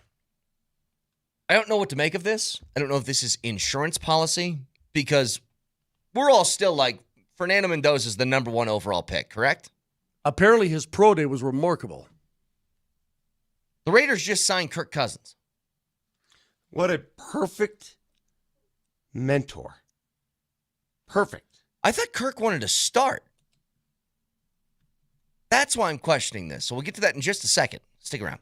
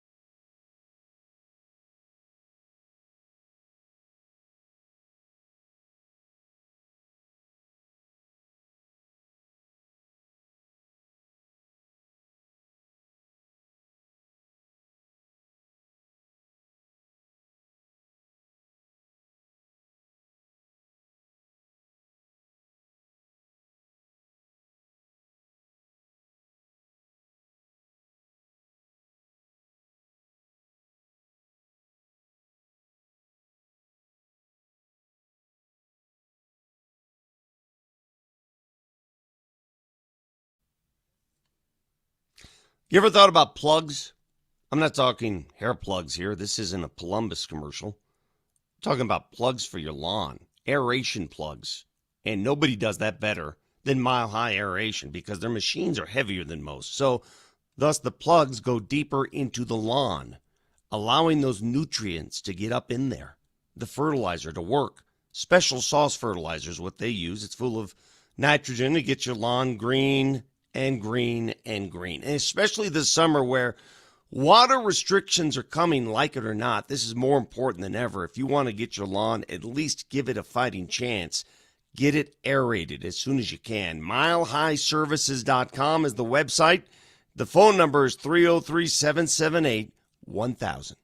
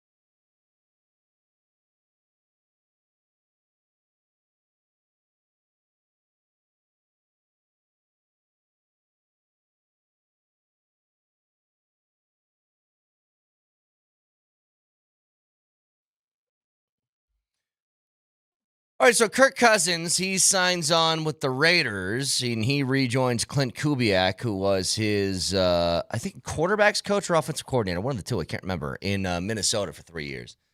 Again, I think, Vic, you're right. If you're just talking about a guy being a mentor to a young quarterback, then Kirk Cousins is certainly that type. In fact, Fernando Mendoza has been compared to Kirk Cousins from a personality standpoint, too, which makes sense. The personalities could not be closer. The backgrounds, the way they approach their craft, both ultra, like, Christian guys. I mean, I'm telling you, that is the perfect match for Mendoza. You're never supposed to be in this position. I thought Cousins wanted to start somewhere. Well, and I guess a lot of teams have kind of filled that already, but like Arizona is one of those teams that's still kind of looking unless they're going to play Brissett again, right? Did you hear what Kubiak said at the owners' meeting? Our intent is not to start our rookie quarterback week one. He doesn't want to start his rookie quarterback week one. I think that's insanity. That's what he said. That's what he said into an open microphone. He said those words. I think that's crazy. Like, honestly, if we're talking about the number one overall pick, that guy's got to play because your team stinks. Let him take his lumps early, build from there. Patrick Mahomes didn't start. Yeah, the Chiefs were good. I'm just saying there's different cases. I'm just saying, like, the Chiefs were good. Like, Aaron Rodgers didn't start. Well, they had Brett Favre. Like, yeah. I understand you're throwing a blanket statement over this as if one approach is wrong. I just think every case is different. I mean, if you're not going to win, and I don't think anybody in Raiders town has any sort of aspirations of being a playoff team from the get-go. Maybe not throw the kid to the wolves right away. You let him ease into an opportunity and ease into the job. I just have a long-standing thought on this, especially with number 1 overall picks. Mm-hmm. You're going to a bad team. You aren't going to do winning. I don't know how much you can learn by sitting on the sideline. And I think that if you are too mentally, maybe this is too harsh to say, too mentally weak to not be able to deal with you having some issues your rookie year, getting picked off, taking hits, stuff like that, then you probably weren't going to be good to start with. Like Peyton Manning went out and threw 30 picks his rookie season. Tom Brady didn't start for the entire season. He's not a first overall pick. I mean, he was a 6th rounder with Drew Bledsoe in front of him. Drake May didn't start right away. I think that was nuts. Yeah, I thought that was crazy. I mean, but see, you're painting a picture as if one path is the only path. I mean, well, I'm telling you my approach. My approach would always be if I have the number 1 overall pick and I'm taking a quarterback, he is playing. Okay, I'm telling you my approach. So if then you have why Kirk Cousins and he's willing to mentor him, willing to is the word. That would be my approach. Why start him right away if you're going to get your butt kicked? Yeah, so then why is Kirk Cousins there? To be a mentor as a backup is what I would have him for. I mean, he's 37 years old. Yeah. Mm-hmm. Kirk Cousins to the Raiders doesn't bother me at all. What do you mean, bother you? How? As far as a threat? From a Broncos perspective, yeah. That doesn't. No, the Raiders aren't doing anything. That doesn't bother me whatsoever. In all honesty, I'm not even really concerned about the Raiders. I don't even necessarily. Mendoza may be a total stud. I don't know. I mean, he looks like he is, but we'll see. Yeah. But I don't start worrying about Fernando Mendoza and the Raiders for another 3 years. Probably. It's funny, Brett. Sam Darnold was thrown to the Wolves right away, and he saw ghosts, and it took him years of rehab to come back and win a Super Bowl. I think you'd just be playing for a bad team, too. I mean, that could be a part of it.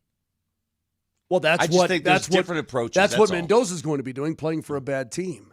Yeah, I don't know. I don't think my mind would ever change on the idea. If I'm drafting somebody number 1 overall, then that guy's going to have to play.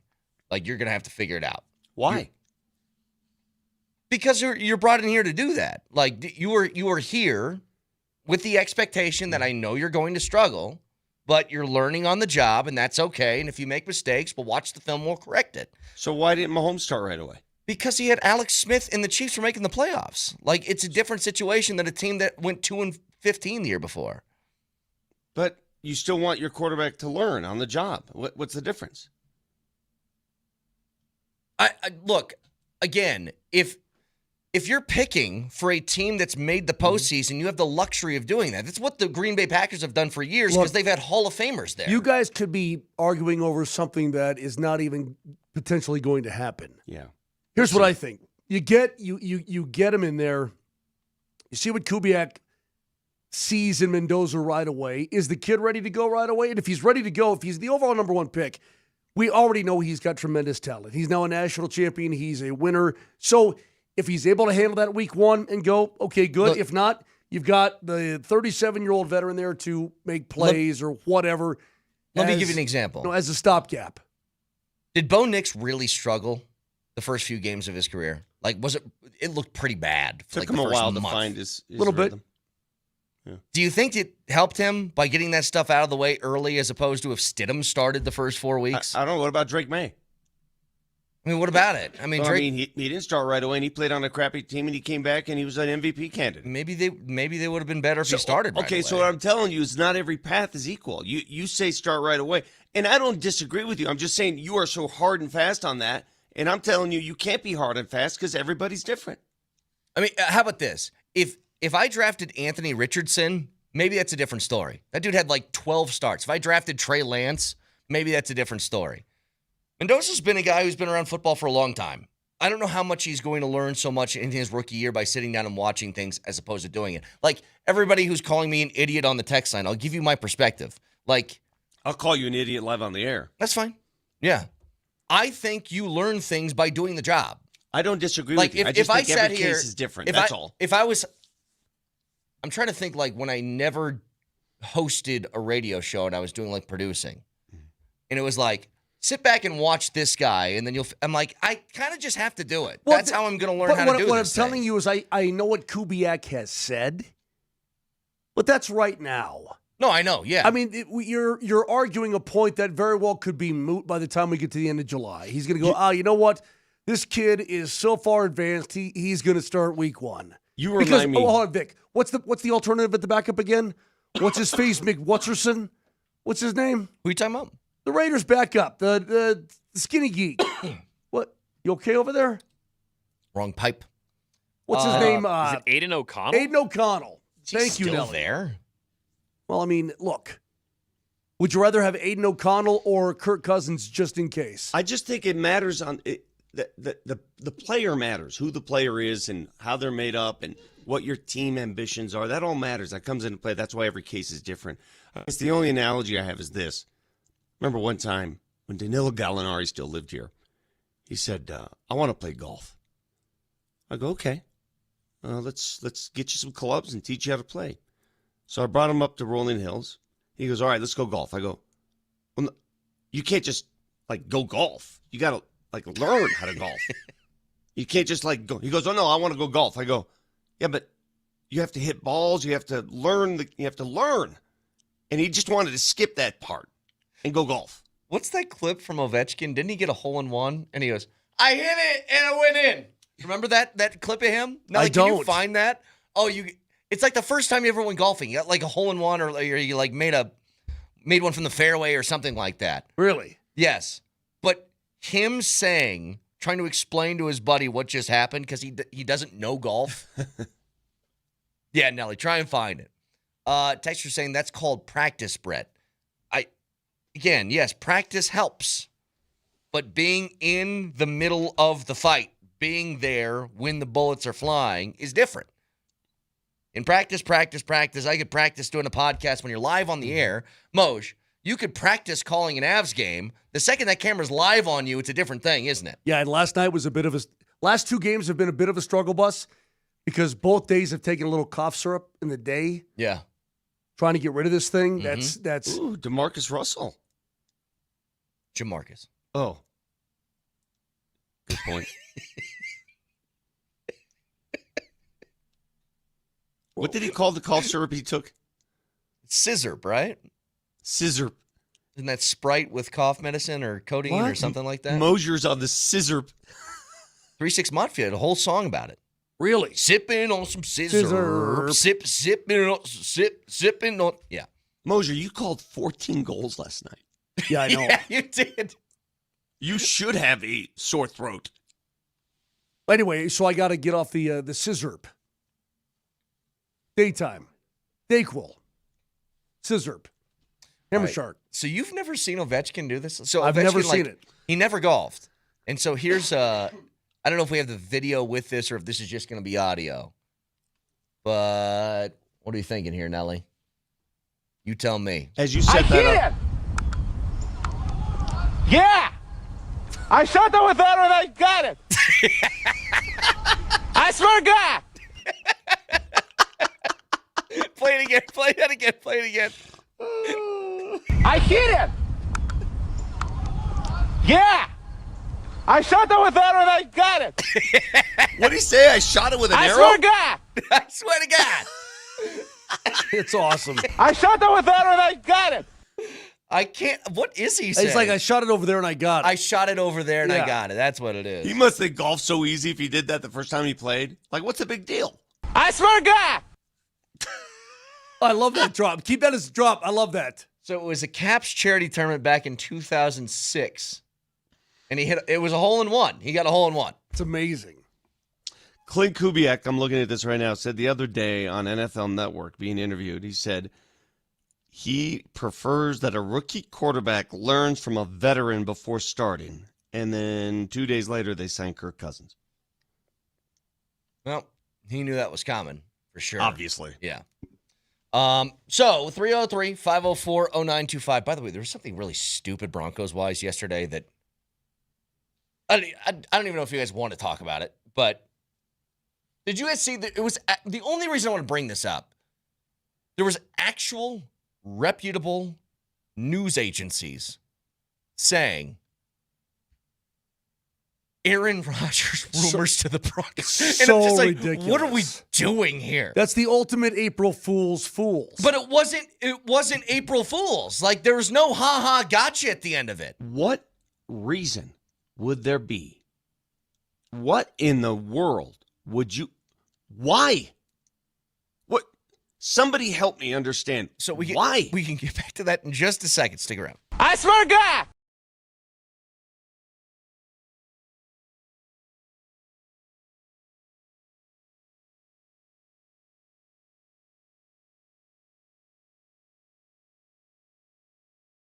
Do you want the mountain lifestyle? Have you thought about moving to the mountains, just packing up out of Denver and going? Maybe a second property, maybe investment property, whatever the case may be. If you want to find, sell, upgrade a perfect mountain home, Anastasia Bell is the person you need to talk to. Now, here's her telephone number, 970-968-7646. Call her. She'll answer right now. She's a broker associate with Breckenridge Associates in Breckenridge, and she is the go-to for clients who need that trust, that knowledge, because the attention to detail on a mountain property is incredibly important. And it's not just Summit County. She's well-versed across the Rockies, sought out by people that appreciate that level of professionalism required, and a person who's going to be an advocate for you. That's what she is. So if you're ready to go up to the mountains for whatever reason, buy, sell, whatever the case may be, Anastasia Bell is the person you need to talk to. Let me give you that number one more time. Write it down. It's 970-968-7646. When you are thinking of mountain properties, you can't think of anybody better than Anastasia Bell.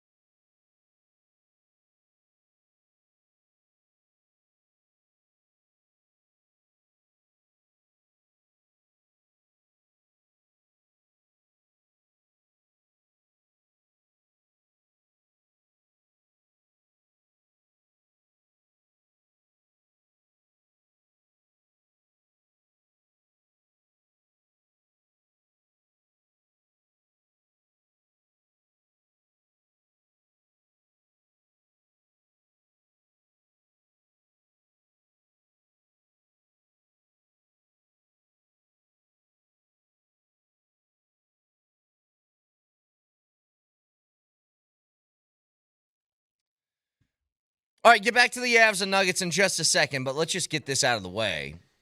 Two things real quick. First of all, how about the Rocks taking the series against the Toronto Blue Jays yesterday? I watched the entire game. It was a miserable watch. They would get guys on base, runners on first and third, no outs, and then they'd strike out. They struck out 17 times yesterday and still won the game, which I thought would be impossible. I thought it was 16. I'd have to go back and look. No, I think they had a K in extras, too. Did they really? Okay. Yeah. Okay. So 17 strikeouts as a team, and they win the game 2-1 because pitching, of all things. The pitching's been pretty good. Kyle Freeland. Again, he only goes... What's that? Couple good starts to start the year. But he only goes 5 innings, and... Pitch count. I know. This pitch count thing is going to be the enemy, but I'm going to have to accept that this is new baseball. This is the way it is. 5 innings, but Vic, he was dealing pretty damn well. Do you know the best thing that baseball has done recently? And it dawned on me watching a game the other day. I was like, God, remember the old days? That pitch clock is so cool and so necessary. And it was, for years, watching a game and pitcher gets off the mound, players gets out of the box, starts addressing messing with the gloves, and let's go. And now the pitch clock has just changed all of that. It's awesome. Love it. I'm going to say something early in the year, Moj. I reserve the right to change my mind. I was not a Senza guy. I was tired of him leaving 94 miles an hour over the middle of the plate, belt high. Senza out of the bullpen is throwing 97, 98. That I can live with. Senza coming in there and really letting it rip for an inning or two is something that I'm cool with. That's fine. So they win their first series against a team that represented the American League in the World Series. Should have won the World Series. How long did it take for the Rockies to win their first series a year ago? Wasn't it until June? Just thinking of that. I'll go Something back and like look. that, yeah. Something ridiculous? That alone is improvement. And I know they got swept in the opener in Miami. Every game was close. Should have won the third one. But progress is being made right in front of our very eyes here. Slowly but surely. They've already won a series. And they haven't even played a home game yet. Their first series win was against Miami on June 4th of Think last about year. That. Wow. The opener tomorrow, Hanslick asked me, Hanslick goes to every Rockies home opener. And I've gone with him a couple times. But I looked at the temperature, the forecast for tomorrow. Not great. I'll be totally honest with you. I love opening day. I love it. I love the pomp, the circumstances, the fun. I want no part of that weather. You know, I'm trying to think to myself, Vic, I feel like I've been to more freezing cold opening days than I have nice, good opening days. I can remember some opening days just being miserable, like freezing rain. You know, got my parka and on it sucks, and a baby it's been umbrella. Like it was 90 a week ago, for crying out loud. I know, but tomorrow the high of 55 with a bunch of wind. So, come first pitch, it'll be 51 with wind. It'll feel like 39. So first pitch, it's 50 degrees, sunny, but it says 16-mile-an-hour winds is what's expected. So, look, there's been worse opening days, but not ideal. I mean, it snowed on opening day before. Yeah. I remember on more than one occasion, like cold rain, drizzle, and I'm like, man, this sucks. By the way, Moj. Yeah. My TJ Rumfield watch. Homie's hitting 429 so far. I know he is. Dude, he's got an approach every time he goes to the plate. He's got an approach. And they've got him in the 5-hole, which is I didn't like taking him out of the game. Did you know they used every position player yesterday? I saw that. Yep. Culminating with Tyler Freeman, who just got pulled off IL, getting the game-winning pinch hit. Good to see him back in the lineup. Your boy came from the Yankees organization, right? Rumfield? Yeah. Yeah. What trade was he involved in? Was that Bird? I can't recall, but man, that's a good pickup. That was a Bird trade? That's a great pickup for the Rockies. Yeah. Let me see. Oh, no, that was during this offseason. That's right. That was, Angel Chivilli. Huh? Reliever from last year. That's what the Yankees got. And in return, we got the number 22 prospect. See, this is a perfect example of why I think this new regime is doing good things. But going back to baseball in general, and the Rockies are just part of this, baseball is so much more, it's so much more fluid now that a pitch clock exists. And ABS has given it something else, too. If you think that pitch was a strike, all right, check it real quick. Let's go. 2 seconds. It doesn't take forever. Boom, get through. The games are faster. The tempo's quicker. There's more excitement. Baseball has done wonders for itself over the last couple of years. Those are rules changes that work. Yeah. I agree with you. Some sports institute rules changes. By the way, did you see the latest from the NFL? What now?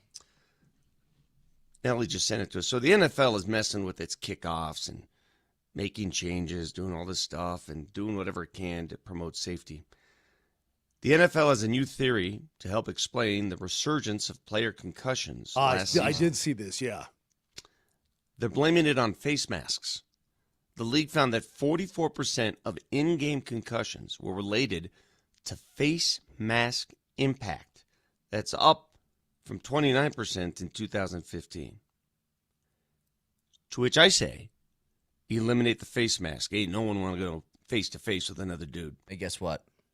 I watch a lot of UFC, and I've surmised that a lot of concussions come from punches to the face. Yeah. Did you guys know that? Punches in too. Kicking to a guy in the face. To the head? Yeah, that leads to a concussion. Seems like that might do it. It's amazing. Yeah, that might do it. It's like, no, the concussions are from football. What?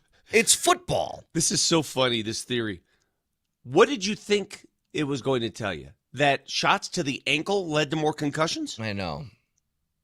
No, but what they're saying, Vic, is that the helmet itself, with all the new technology and the impact zones and all that sort of thing, that's improved things. But that face mask being solid is now the issue, and they're probably going to come up with some sort of a buffer, a folding face mask. Well, no, but one that'll move with, it'll move with impact. Oh, retractable face mask. I don't know. I mean, how do you protect your nose if that's the case?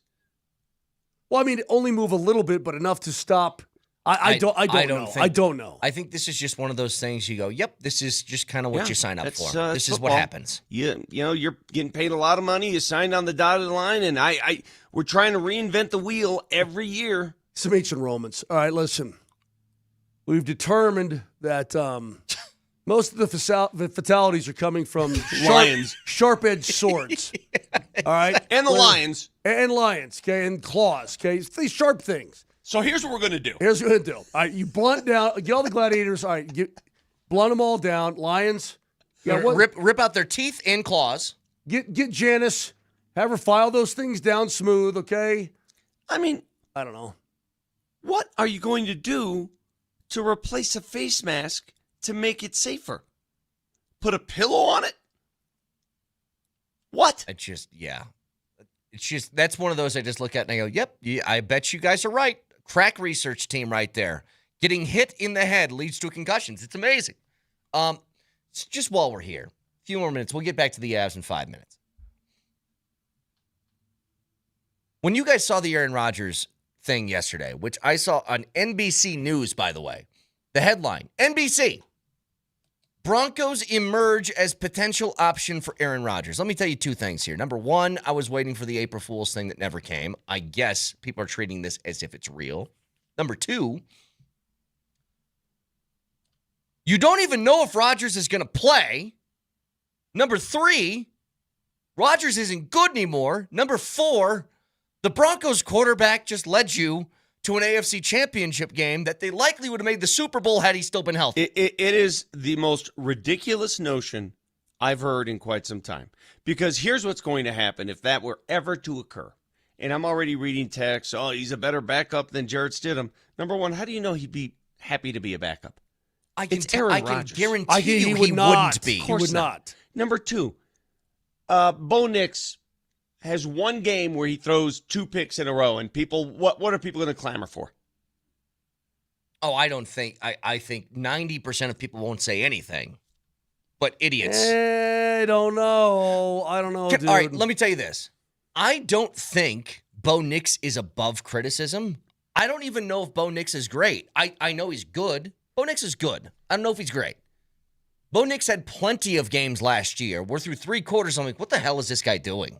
And then he'd have the 4th quarter that kind of makes up for everything, but you'd still have that in the back of your head of you need to be more consistent. He's not above, being criticized. Agreed, but if you sit Bo Nix now for Aaron Rodgers, let's stop this for a second. First of all, this has to be an April Fool's joke that somehow the credible, quote, credible news organizations got a hold of and threw it out there as somewhat real. It has to be. Let's say it wasn't, though. If you bench Bo Nix in favor of Aaron Rodgers, what are you doing? I don't know. I mean, you think Bo Nix he'd want out? I'm sure. It's a ridiculous notion. Frankly, it's not worth our time. I completely agree. It's not worth our time. I want to talk more about face masks because we got some great ideas for the text line. Some guy says, Amato says, make the face masks shock each other when they touch on kickoffs. So like an electric fence. How about Devin saying, put rubber bushings into the face masks to probably reduce the... What is a rubber bushing? What the hell is that? It's just a rubber bushing that absorbs a little bit of the impact. So guys are bouncing it off each other like... Well, you can't hit with the crown of your helmet anymore, so guys are keeping their heads up now. I mean, I got a radical idea. What are you going to do? I have a radical idea. What's that? Do nothing and let them play football. Airbags in the helmet, in the face mask. Every hit. I mean, some of these helmets look ridiculous already, right? They look like some Martian helmets. They look just dumb. And I know it's not about looks, but how much more advancement can you make with a helmet? So do you guys remember a fullback back in the 90s by the name of Corey Schlesinger? Yes. I know the name. I don't remember the player. He was like one of those Nelly, plotters. Pull up a picture of Corey Schlesinger and tell me if you've ever seen somebody that looks more like a fullback Was in he your a life. Nebraska guy? He was a Nebraska guy, and then he was the fullback for Barry Sanders for years. They had an auction at the end of every year of his career with the broken face masks that he had. It was upwards of 20 to 22 a year that he would break in the middle of a game, that they'd have to replace mid-game. I remember that. No, I'm just telling you, because he would stuff his face into somebody else's. No. I want to picture him with his helmet off, and I just want you to look at his head, because his head looks like something that you would create in a lab for a linebacker. So, Nelly, give me a picture of just Corey Schlesinger's face. That's all I want. The point is, he was breaking face masks 20 a year in the 90s, okay? Sometimes look at him. Yeah. Tell me that ain't the exact prototype of a fullback. He's got a flat nose, which indicates he's broken that sucker a few times. Look at him. Yeah. That is a fullback. That's a guy who breaks his face for a living. Sometimes that's just the sport you play. That's it. It's always funny to me that the NFL keeps doing this, and I keep mentioning, has the UFC once said we need to reduce concussions in our sport, or are they looking for every fight to end in a concussion?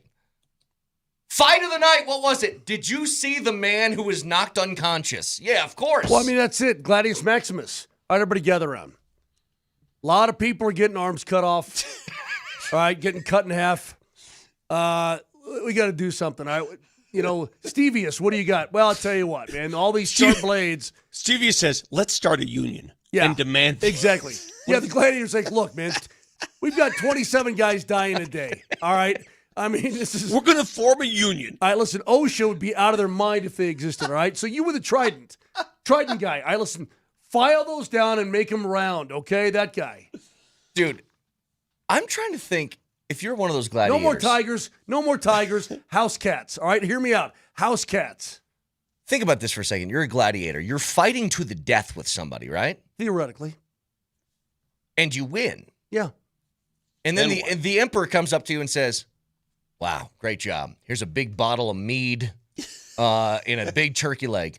We'll see you next week in the arena. Yeah, it's exactly. Like, how many times do you want me to do this? Nuggets Ticket Thursday. We're giving away tickets to see the Red Hot Nuggets this Monday against Portland. Lock in the best prices and flexibility with the 2026-2027 season memberships. Choose full, half, or quarter plans at Ball Arena and get perks like playoff pre-sale access. Last season sold out, so get yours now at nuggets.com, but your next keyword is coming up in 5 minutes. Caesar, excuse me, one more thing. we're actually we're unionizing as we speak. Do you mind if we could speak off the arena for a little bit? Just over the side room, is that cool? Hey, listen, we've lost 14 heads since last Tuesday. All right? So, listen, I think 10 is probably good, but 14 dudes, I'm telling you, that's probably a little bit too much because we're running out of Christians to throw out here, man. All right? If you don't mind, we're going to send our union chief. Oh, my God. Back after this.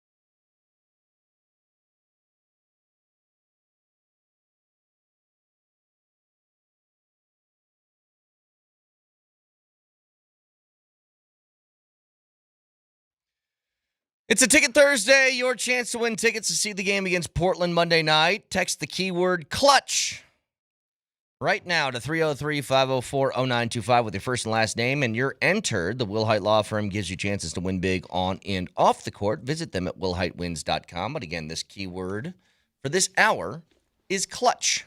So text that in to 303-504-0925. Jared Bednar after the game answering a question about Mackenzie Blackwood. Blackwood gets pulled, but there's a lot of high-end chances. How much do you put on him, and how much is on what was happening in front of him? He's 1 of 20. That's all I can say. 1 of 20 guys. It wasn't good enough.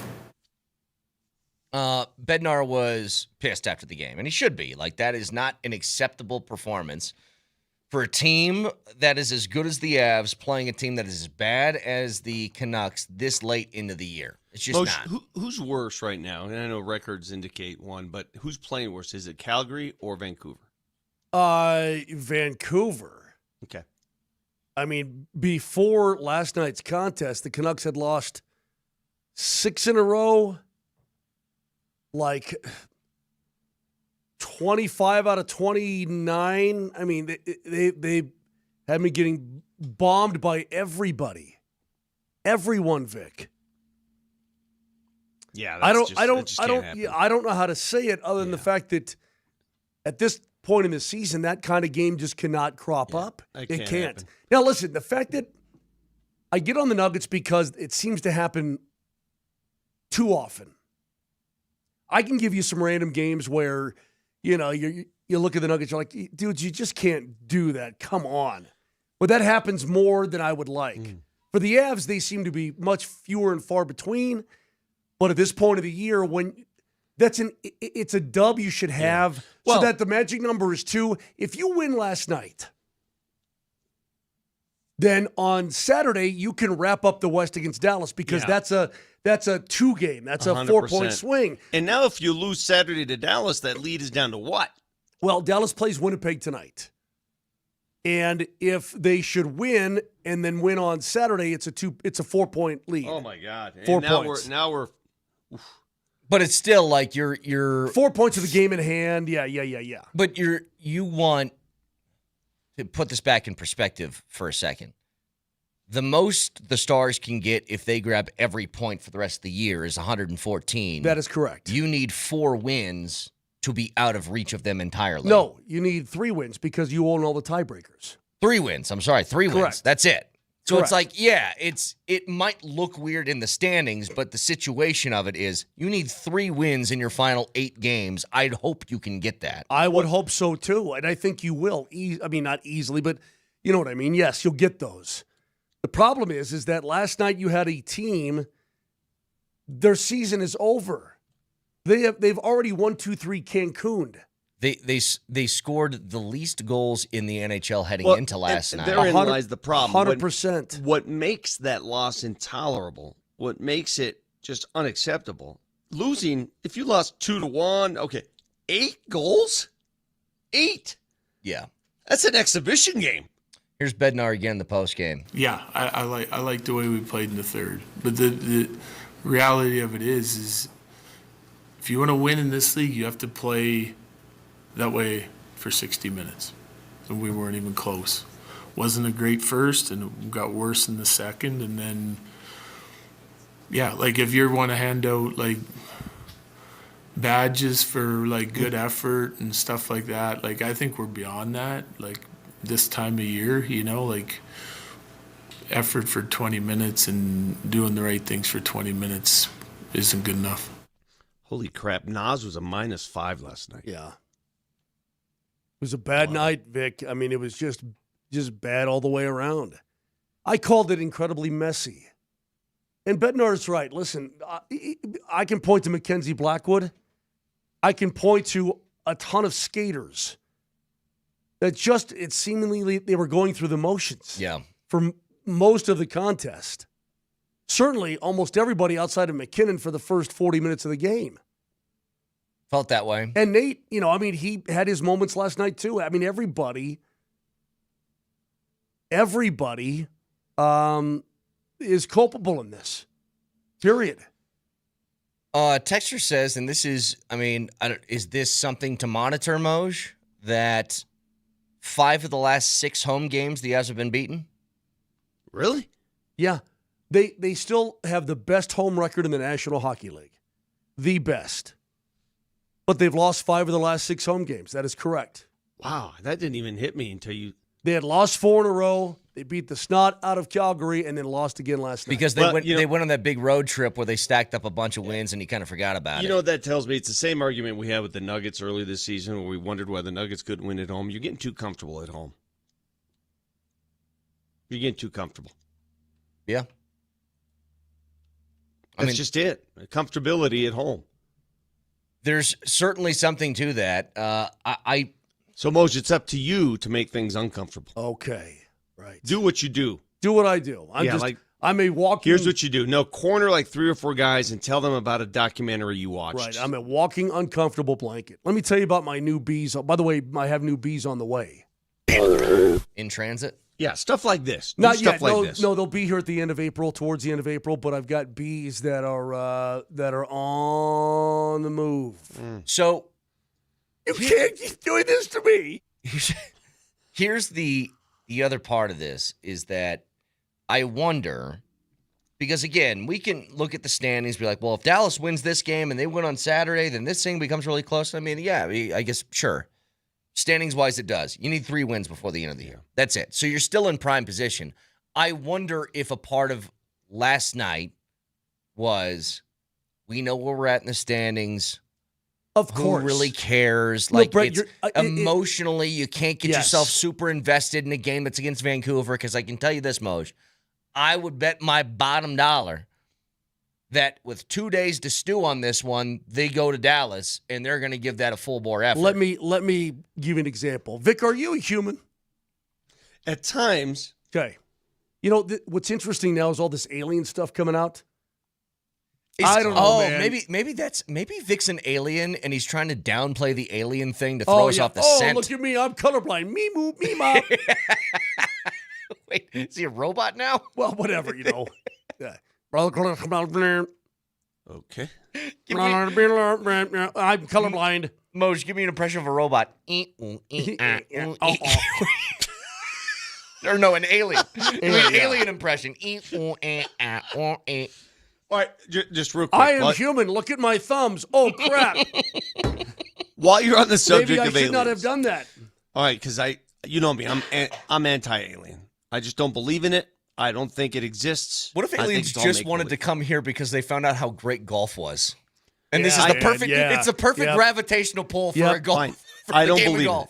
But when I think alien, and I think of an image, like what does an alien look like? You know what I go to? I go to that scene from the movie Signs, where they go and they're watching the television screen in Mexico City. Yeah. Some kids having a quinceañera, and the alien just shows up in the background. Yeah. That is what my image of an alien is. I go to Sam Cassell. I would too. Sam Cassell's a good one. You know that alien in Signs? It's basically just like they showed Bigfoot. Whatever. It scared the hell out of me. He's like a lizard, bro. Yeah, but it was just a grainy sort of picture of him walking for 2 seconds across the screen. My point about this is, Brett, you're a human. Nelly, you're a human. Everybody listening out there is human. And everybody knows that you cannot manufacture that emotion, right? I mean, okay. It's like the time I had to go to my young nephew's viola recital. Wait, what? A viola. It's like a larger violin. I really thought you said veal. Me too. I thought you said a veal recital. Viola. Nelly, you know what a viola is? I do, yeah. Don't pretend you don't. What is a boy. viola? I don't know what it is. It just looks like a bigger violin. It's like a bigger violin. And they read alto clef for some reason. It's an actress. Why don't they just call it a giant-sized violin? I don't know, because they're weird. Let me explain. So I'm sitting there in the crowd. Did you play the violin or the giant-sized? I'm sitting there in the crowd, in the peeps, all the peeps. Yeah. And here's what I hear. And there's like 10 of them. And I got to pretend like I'm interested. Yeah. Now, as a human being, I don't give a rat's ass about this kid and his yay, good job. I couldn't care less, but I'm there to support my family. I can't manufacture that emotion like I'm listening to Van Halen.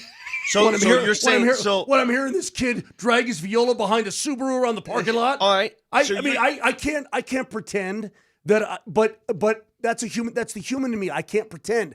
The Avs could not pretend that Vancouver was Dallas last real. night. So you're using the same argument. But that's no excuse. It doesn't. Woj, I know.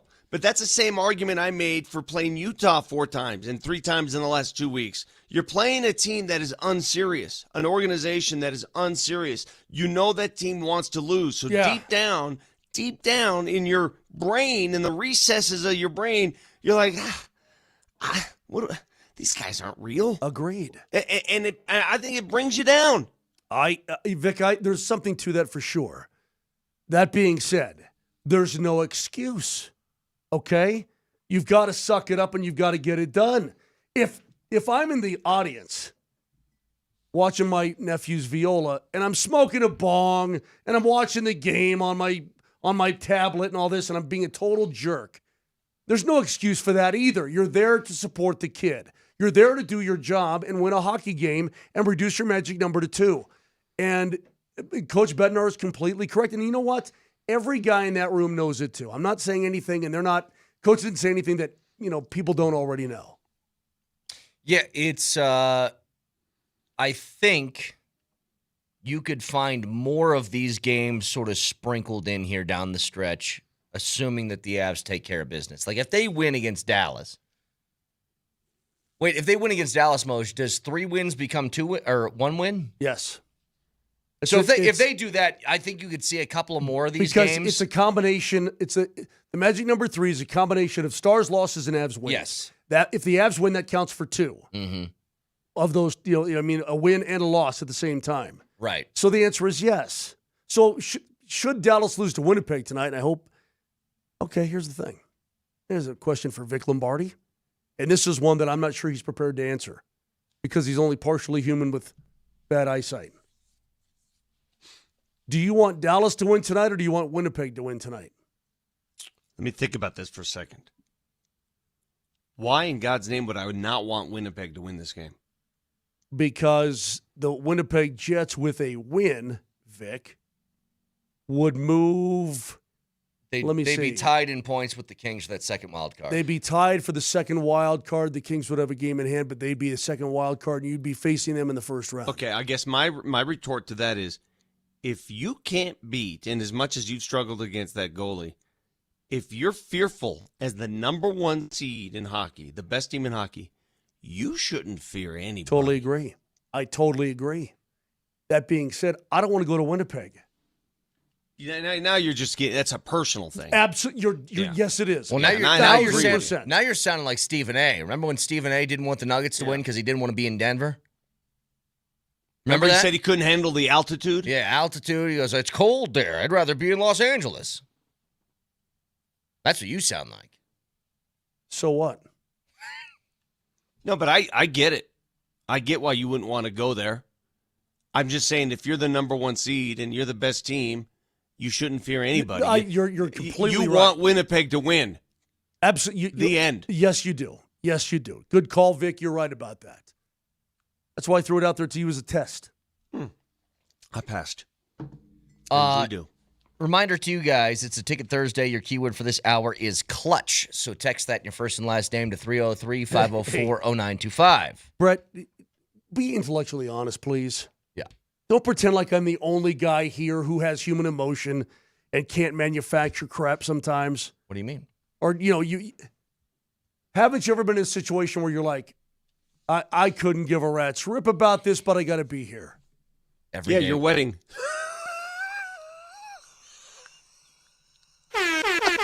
That's pretty good. No, I had a good time. I had a good time at the reception. Oh, hey, Brett, did you like all the free booze and food? It was. Moser, I've already told you, your wedding was you and Karen put on one of the best weddings I've ever attended. It was a reception. It wasn't a wedding. It wasn't a wedding. You weren't there for the vows. Let me tell you something. When people say you want to go to a wedding, to me, it's the reception. I don't go to the actual wedding. You think I go to these weddings? Well, you do go to a wedding, and then you go to a reception. But no. The wedding is the reception. I don't do the wedding part. I don't go to those. I went to my wedding. Is that going to apply to your daughter? I may not show up at half. I don't do the wedding. I do the reception. She better not schedule it during a Broncos game. Here's the thing.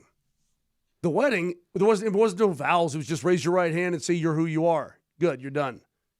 Now the reception, that's where it's at. You know what's funny? My wife looked through old photos, and because we got married in the Dominican, that would not have been recognized by the U.S. government. So you have to get married in the U.S. So we went to a courthouse to do that before the Dominican wedding, whatever, the sham wedding.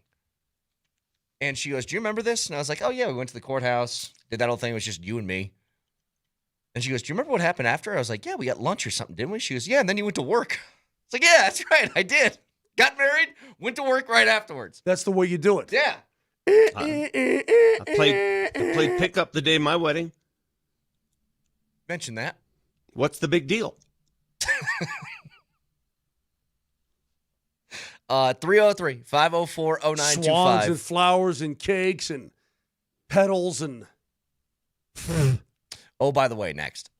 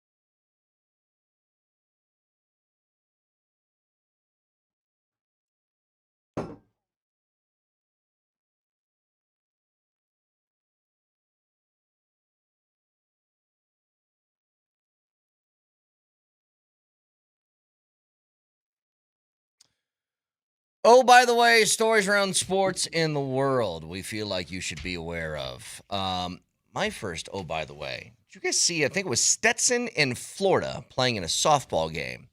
And there was an outfielder for Stetson that went to the ref and was like, stop the game. And the ref's like, what's the problem? You mean the ump? Yes, the ump. Stop the game. And the ump goes, what? She pointed at the sky. And Artemis 2 was flying over the top of them mid-game, which I got to tell you, like, if I'm in that position, I am stopping an umpire and being like, look, you got to let me be a 5-year-old for about a minute here, or else I'm just going to be looking up when I'm supposed to be focusing on the game. There's a rocket ship going to the moon. Can I check this out for a second? Pretty cool. Did you see the kid from CNN? You didn't see that? What, like a little kid? It's maybe the greatest thing I've ever seen. I'm going to send it to Steve Nelson. We'll get to it later on in the segment, perhaps. Oh, it was spectacular. Did you guys watch the Artemis launch? What's that? Did you watch the Artemis launch? I did not. No, dude, I was rehearsing for this show. Isn't every launch the same? Baby Jamal Kale is very obsessed with rocket ships. She had to see it. She wanted to see that thing take off. I mean, Moser and I were in high school when the most infamous launch ever took place. Oh, that stunk. The worst. Well, this was a good launch. No, it was good. You know, it's taking them 4 days to get to the moon. So we're just cruising around. We're giving the moon a little flyby to show them who's boss, and then coming right back. We're going to go further than any human has gone in space before. We're going to go not only the dark side of the moon, but like a couple thousand kilometers. Yeah, a couple thousand kilometers out, then come back. So 4 days to the moon, 2 days chilling out, 4 days back. So this is a prep for when we're actually going to try and put people on the moon in 2 years. Is that what I understand correctly? And this is like a prep launch for that, just to make sure we can get there and everything goes good. All right, so who's this? Who's this kiddo? He's got a GoPro on his head. He's got a NASA hat. He's a nerd. I love it. Let's see. Why do you want to be here? Why do you love space? Why do you love being a part of history? We're going back to the frickin' moon. That's why. I like his enthusiasm. Yeah, great. That's great. We're going back to the frickin' moon. That's why, you That's right. I mean, you know what? I need that kid for Vic anytime that something happens in space and Vic doesn't care. Yeah. Boy, sign me up for that. All right, Vic, that'll change my life. Do you have something, Vic? Yeah, I got to know, by the way. You know what, though, man? The fact that you're like, yeah, moon's up there just hanging out doing its moon stuff. It does absolutely nothing for me. I know, that blows my mind. I'm offended by it. At what point will that change my life? What will that do to alter my life and what I do on a daily basis? Well, when we start colonies on Mars, maybe one of your children live on Mars. What I tell you about win now? I'm in win now mode. Jesus. I don't care about the moon. I'm in win now mode. All right, go ahead. On everything. The referees clearly are an issue with the NFL. At this rate, they're not going to have the real refs. They're going to have replacement refs. And reading into some of these demands and what they want, what the NFL's offering. So the current average salary for a referee, do you know how much an NFL referee makes on the average, guys? NFL ref, I don't know. Is it $350,000? $350,000. They want an increase to about $500,000. They want $500,000 average. All right, that's one thing, but that's not the biggest demand. That's not the one that. It's a hefty raise. That's not the biggest problem here, because the NFL makes plenty of money to afford that. The problem is the NFL, and I'm not sure what good this will do. They want full-time refs. Everybody keeps calling for full-time refs, to which the referees respond, "What the hell are we going to do for 6 months? Hang around and play video games? You're getting $500K for 6 months. I mean, right now, I understand. $350 for 6 months is a lot of money. Now, let me tell you why there's pushback. My God. From the referees, because a lot of them have careers outside of football. Cleet Blakeman, a lead official, is a personal injury attorney. Brad Allen in Omaha he's a CEO for a nonprofit. Brad Rogers is a college professor at Texas Tech. Carl Cheffers is a sales manager at a car battery company. Adrian Hill is a Johns Hopkins physics lab rocket scientist guy. One of those dudes, moon guys. So these dudes all have other jobs, and they don't want to lose those jobs. They don't want to leave those jobs. They're fine. Some guys are fine with the salary. They want their other careers as well. So there's two fights taking place. So they're not allowed to have another job if they're full-time? I know full-time people that have part-time jobs. Work two jobs. Telling you what the fight is right now. That's the fight. Crazy. Did you know that Clete Blakeman, he made a bad call? I don't know. It was like a Monday night game. I don't know who the teams were.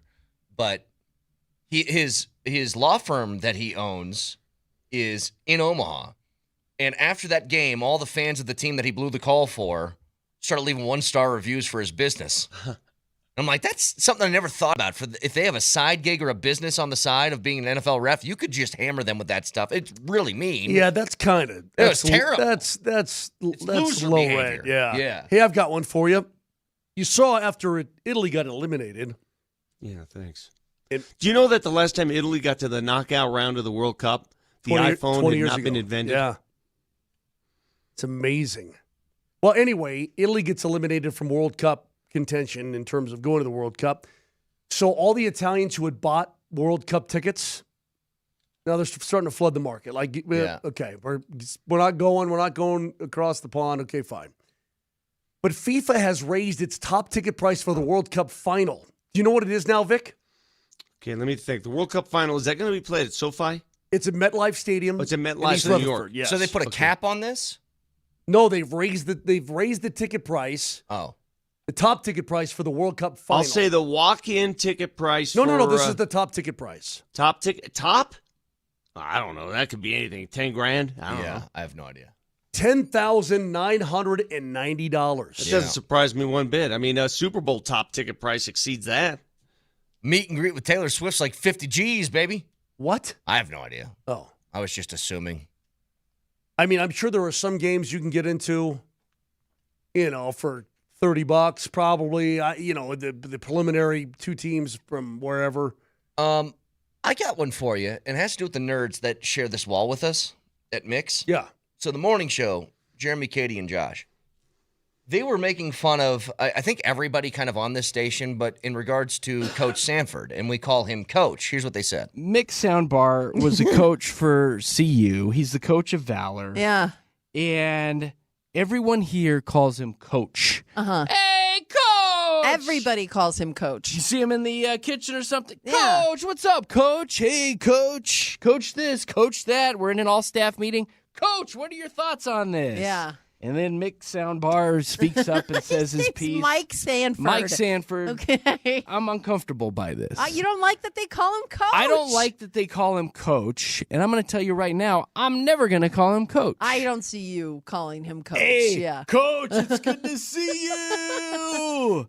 Coach. So it goes on from there. Paths. I've dealt with this before. Like when we have Bednar on the show every week, I refer to him as Coach. And I had somebody early in my career that said, don't call them Coach. He's not your coach. And I go, it's a term of respect. I'm calling him Coach because that's just, it's a title that he's earned. I don't understand why people have beefs with this. Dude, let me tell you something, man. That's a guy, Jeremy, obviously never played sports in his life. Okay? I got a guy that I'm going to go visit this week who was my 6th grade baseball coach at Holy Family. His name is Mike Falbo. He will always be Coach in my eyes. Coach Giraldi, who coached me in 8th grade, always be Coach in my eyes. If you coach me, you're going to be Coach. Coaches are as important to me as my teachers for teaching me world views. Coach. It's always going to be Coach. I could be 70 years old. If I saw my high school baseball coach, I would call him Coach to this Damn day. right. It's a sign of respect, man. That's all it is. And if you don't want to be respectful, fine, Jeremy. Go play the violin with Nelly. It's a viola. Nelly, did you call your band camp coaches Coach? What'd you call them? Yeah, what were they? What's up, Coach? Was I flat or sharp? How you doing? Was I rushing or dragging, Coach? Come on, let's go. Hey, so I guess, did Kaz play an April Fool's thing on Berto during the broadcast last night? All right, so let's go ahead and hear this. I talked to my daughter and my granddaughter, although the little one can't speak. Not yet. So I want you to be the first to know we have 6 games left in the regular season. Yeah. And then hopefully 16 more games in the postseason. Yeah. But after that, I am outie, bro. What? I am done. Yeah, I'm done. What? Wait, Yeah, for sure. whoa. Are you? Wait, well, hold on. No, hold on. It's April 1st, brother. If you're messing with me, dog, you're messing. Man, if I didn't just see that it was April 1st, you and I, man, you step up with that. I believed you there for a second. Killing me with this stuff, man. Not bad. Look, I am pretty anti-April Fool's things. I think that here's the problem. April Fool's hasn't become pranks anymore. April Fool's is just, I'm going to lie. Correct, yes. It used to be pranks. And now it's like, if I just tell a lie, now I'm April Foolsing you. It's like, it takes no effort. Well, they asked some of the Avs players yesterday in the room before the game, morning skate. I saw this. Hey, Vic, you know a prank that Cale Makar pulled on Gabe Landeskog? Let me think. And Gabe, you can tell that it ruined him. Yeah. What? It's good. He put a device that has a bird chirp in it, almost like a smoke detector. Alarm. Yeah. And hid it in his vehicle. Oh, geez. Oh, so the entire time he's trying to figure out for a month and a half. Yes. So Rachel said, hey, we heard that Cale pranked you. What was the prank? And Gabe said something along the lines of, yeah, he got me. I don't condone this behavior, and that's all I'm going to say. All he said was, he goes like this. He rubs his head, and he goes, Cale's pathetic. Cale's pathetic. Yeah, I mean, and I'm like, that's pretty good, though. Yeah, can you, dude, that would drive me. I mean, you've had like a weird noise in your car. You like can't the fire alarm or the alarm in your room. Smoke alarm, chirping. smoke detector, yeah. Yeah. Dude, that, and like every minute or whatever, like that would drive you insane. You ever, like, what the hell is that? Well, you would know this, Moj. How do your dogs react to one of those going off? Mine feels like she acts like the world's falling apart. Really? I mean, full panic. Yeah, that's how she tore ACL. Maybe it is. Want to give that read? Yeah. Oh, by the way, is brought to you by Rock Plumbing, Heating, and Air Conditioning, your local home comfort specialist. Visit rockheating.com. That's ROCK heating.com.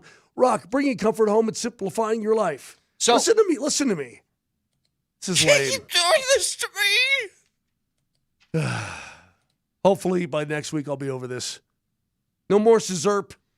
Go ahead, Nelly. Do it. You can't keep doing this to me. Back after this.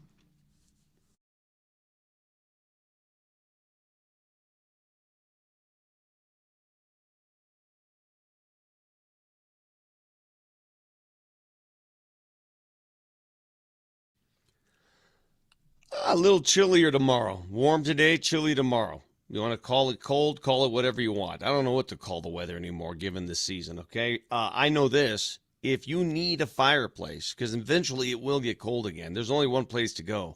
Flatirons Fire and Design. They specialize in fireplaces, whether they're gas, electric, modern, classic, you name it, they got it. They do it the right way. Huge showroom off to 53rd and Bannock, North I-25. If you want to see the showroom online, flatironsfire.com. Just mention Vic. Mention I sent you, and you get 10 to 15% off all fireplace products, all right? So stay warm, add some style to your home, get it done by the pros. They come in there, put it together for you. You don't have to lift a finger. That's flatironsfire.com.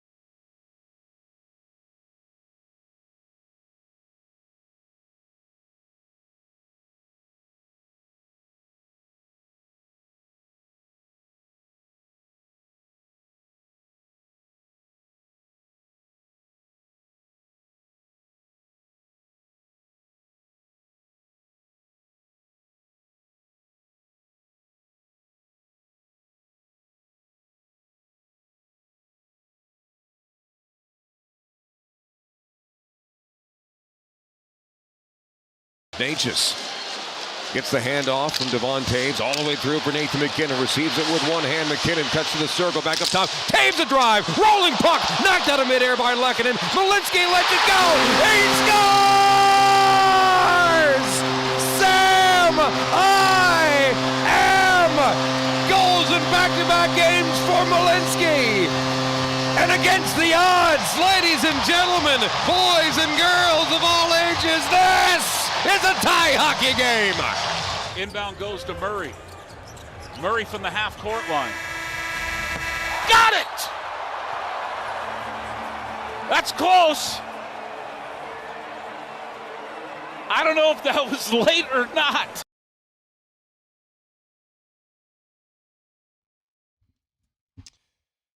All right, a 1-1 split last night. Avs game miserable. And the Nuggets game I thought was okay. Took control early, let Utah back in the game. Were able to close things out comfortably. Look, not ideal, but still. Jamal Murray was brilliant. Yeah. 37 points, 10 threes, mind you. 10, including that one that Kaz called there. Jamal Murray, what's amazing is you needed his brilliance last night. Yep. Yeah, you did. And Jamal's been like that all year. Like, I think, if nothing else this season, it has been a real joy to watch him because he has been, first of all, healthy. Second of all, engaged almost every single night. Mm-hmm. He's got career highs in literally every category. It's his most points, most assists, most rebounds, best field goal percentage, best three-point percentage. Like, everything you could ask for is better than it's ever been in his career. You know, you bring up an interesting point. I think this season, more often than any season we've seen from the Denver Nuggets, where it used to be every single game you could point and say, Nikola Jokic was their best player. Nikola Jokic was the best player. Nikola Jokic was the best player. This year? It's not been the case. No. And it's not because Joker hasn't been playing well. I just think, you know, what I said earlier in the show, Moj, was I think for the first time in this sort of iteration of the Nuggets, Jokic has always been 1, Jamal has been 2. And I think for the first time, this is 1A, 1B. Sure. Outside of stints in the postseason, where it's certainly been that way. Yeah, other guys would spike in. I mean, you'd have the AG game here or there. More Jamal, you know, and then maybe MPJ would chime in a couple games, you know, best player. But it was always Joker, mostly always Joker. Now Jamal he's playing like an absolute stud. Every game has been very productive except for one. The one game, his worst game of the season. One of 14 from the floor, Vic? Is that what it was? Lakers game that they barely lost. Yeah. What was his deal that game? He couldn't make a shot. That's what his deal was. Didn't he have something going on, though? Was he sick or something? Or shoulder. So he made a play last night. I watched this probably 4 or 5 times. That alley-oop that he had that was off the backboard to Christian Brown, that wasn't intentional, was it? He said in the postgame with Katie, he said he was just trying to throw it to Christian and give all the credit to Christian Brown for being able to corral that thing off the backboard. That was cool, man. Really well done. So I'm going to ask you guys, I don't know how much of the game you watched. I clearly watched the whole thing. So you would evaluate Jamal Murray last night. You give him an A, right? 10 Fantastic. threes, 37 points. What about the rest of the team? Joker, I would say it's like a C game for him. Like a C. I mean, triple-double, but a C game because he didn't shoot the ball for a long time. I hate when he does that. I don't know why that's still happening. Why are we only taking 1 shot and a half? A little too much tomfoolery. Yes. It's like he gets stubborn. It's a stubborn thing, I think, is what it is. Even he would admit it. He would admit, I mean, if I were talking to Nikola right now, he knows. He knows. I mean, get it out of the system now. Get it out of the system. But that wasn't serious. Wasn't a serious game for him. I thought Cam Johnson was great again. I think Cam is finding his exact role in this team. He's knocking down shots when he's open. Like, I think Cam's been really good. I thought Christian Brown had a good game last night. Yeah. He played his role. AG, I thought Bruce Brown was fantastic. He had 4 steals in the second quarter. AG is freaking me out a little bit. He's tentative. He's not himself, Vic, and I'm wondering when he's going to be himself. That's what scares me. See, this is why I live in this world of scared. I'm so scared. I'm fearful. Because are they going to let it all go? Peyton Watson had to leave the game because he had tightness in his hamstring. Tim Hardaway Jr. had to leave. He had a knee issue. Clearly, Aaron Gordon is not going all out yet. There's something there. Well, is that a mental thing, or is that, again, a residual I think it's a physical? little bit of everything. Okay. All right, so let me ask you, Moj.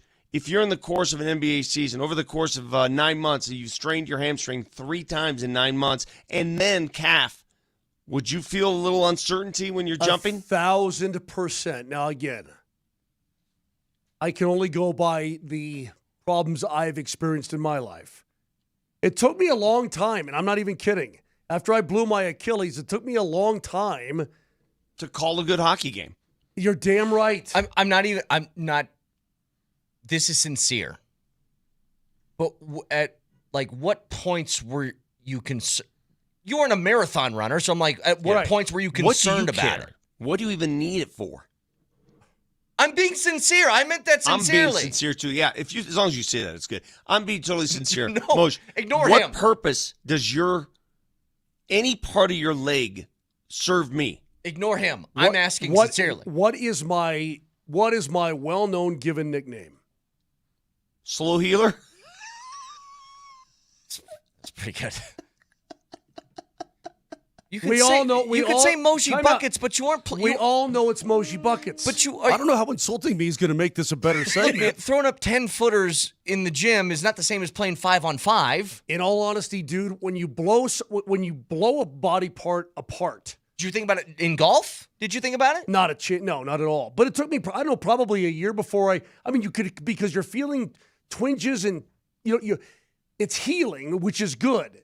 But the natural part of that are nerves reconnecting, little, it feels like you're being poked with a pin, just weird things that happen for me with my leg.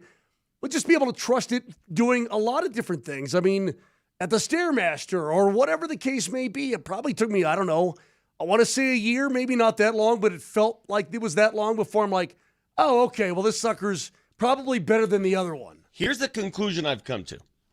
And I want to see if you guys agree or disagree with me. Obviously, everybody's going to approach this differently. The way these Nuggets are assembled, and I've expressed this to you guys already, this same roster that you currently see, you're not going to see this roster again next year. Changes are inevitable. Whether they win or lose, changes are inevitable. Salaries raise, guys become free agents, whatever. You're going to see a different roster next year, a different collection. You're going to make a run because you have the roster on paper to make a run. I'm of the opinion, if you're ready to play, if you're deemed ready, if you're off the injury report, let's go. Hey, Vic, Brett. No more rest. Yeah. No more. No. If you get injured now, then that's what the fates have sent. Then I don't know. You can't just sit everybody in bubble wrap until the playoffs start and then say go. That's not the way sports operate. You have to get a rhythm.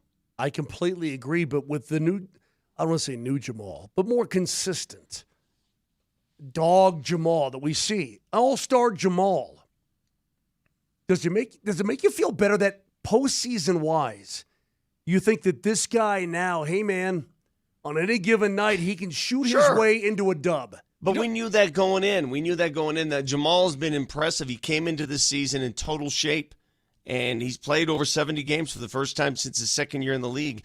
But the point is, last night those injuries occur, and somebody said, well, okay, Peyton's tightness in his hamstring, just hold him out until the playoffs. I think you suggested that. I was just asking out loud, do you consider it? I wouldn't do that. It's just a question. It's just a question. My answer is if you could play, you got to play. No more. Being precautious. I get it, but at some point, don't you have to just say, "All right, here's what it is, man. Let's go. If it doesn't work out, it doesn't work out." But that's not meant to be. I don't think they were. I don't think they were being cautious. They played Peyton Watson, and last then he night, left. I have no problem. No, last night Utah. I'm talking about the rest of the season. I'm saying you got to have a runway into the playoffs. I think so too. You have to play yourself into shape. I think so too. You asked a question, though, Moj. Does it make me feel better that Jamal is playing this well going into the postseason? Is it wrong for me to say no? Because this version of Jamal that we're seeing now is Jamal in the postseason. That's always been the case. But not at one point, yes. At one point. When he's healthy. Okay. When he's not playing through injury. Okay, but now he seems to be all there. It seems to be a complete package right now for Jamal Murray. Health overall, but a confidence in his game. He belongs. I mean, I think that Jamal Murray, Vic, correct me if I'm wrong, but it felt like he thought he was good enough, but he didn't, quote, belong amongst those guys because he wasn't an all-star. Because even though he played to that level at times, he wasn't, quote, recognized at that level. He is now. I just think that this guy is the best version of him as a player that I've ever seen. There was a time when they listed the top NBA players, and Jamal, I think one year came in like 37th. And you're like, oh, my God. Right now, guys, I'm here to tell you, I think he's a top 10, if not top 15 player in the NBA. I don't think there's any question. Right now. This Jamal? Yes. No question about it. Now. But then that's different. That's even different than playoff Jamal, Brett. That's what I'm trying to tell you. That is different than playoff Jamal. And by the way, playoff Jamal hasn't been playoff Jamal the past couple of years. We know that. Yeah. He knows that, which is why he's like, screw this. I'm going to kick major butt, and he is. Just quickly, did you guys see Victor Wembanyama as the Spurs won their 10th straight? They're really trying to put together a finishing kick to try and get this 1 seed. Did you see Wembanyama doubled down on the MVP talk after the game yesterday? I did, yes. Yeah, did you hear what he told Scott Van Pelt about not only that, but said, we're a young team. Everybody says just, be a young team. We're going for it. We're going to win this thing. He's very, very, what's the word? What is he? What is Victor Wembanyama? Determined? Cocky? Or cocky? Both. Or arrogant? Or, all of it. All of it. So here's what he said to SVP afterwards regarding the MVP. I do care deeply about it. I think that of the greats that are in the Hall of Fame or the best of all time, they have fought and grabbed everything they could early in their career. If I want to make my spot among the greats, I've got to try to not miss any occasion to put my name up there. Okay. Do you think Saturday at Ball Arena, Victor Wembanyama is going to go out of his way to make a point that he can play this game against arguably the best player on earth? 10,000%. Yeah. Okay. What do you think about the latter? Do you think Joker will have something to prove to Wembanyama on Saturday? No. I don't think so. I don't. Well, he's not going to take this as an individual battle. Fine. But at the same time, he's got pride, and there's something for the 3-time MVP saying to the young stud, hey, I'm still here. You know what I mean? Maybe he doesn't have anything to prove, but he's gonna want to play well. You guys remember the numbers I gave you, right?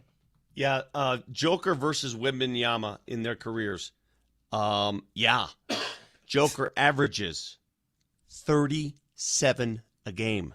37 on 55% from the floor, 55.5 actually. This is this is no doubt Wembanyama, who's the best defensive player in the game, who blocks every shot known to man. And in their matchups, how many times have they met? 4? 6. 6 times. 6 times. Now, and they haven't played yet this season against each other. Not yet. But in those 6 matchups, Joker throws 37 at him per game. I just saw this text. Little side note. Back to the Kale and Gabe thing. Yeah. Says your April Fool's thing reminded me of my sister's latest laugh out loud moment. She bought a new Acura. Got into the car in her garage. She heard an annoying beeping sound. Couldn't figure it out for anything. Ends up calling Acura. The sales guy comes to her house. They can't figure it out. Finally, he does. It's my sister's new garage refrigerator, and it was signaling the door wasn't all the way shut. That's hilarious. It's pretty good. That's Awesome. Nuggets Ticket Thursday, giving away tickets to see the Red Hot Nuggets this Monday against Portland. Lock in the best prices and flexibility with the 2026-2027 season memberships. Choose full, half, or quarter plans at Ball Arena and get perks like playoff pre-sale access. Last season sold out, so get yours now at nuggets.com. Your next keyword is in 5 minutes.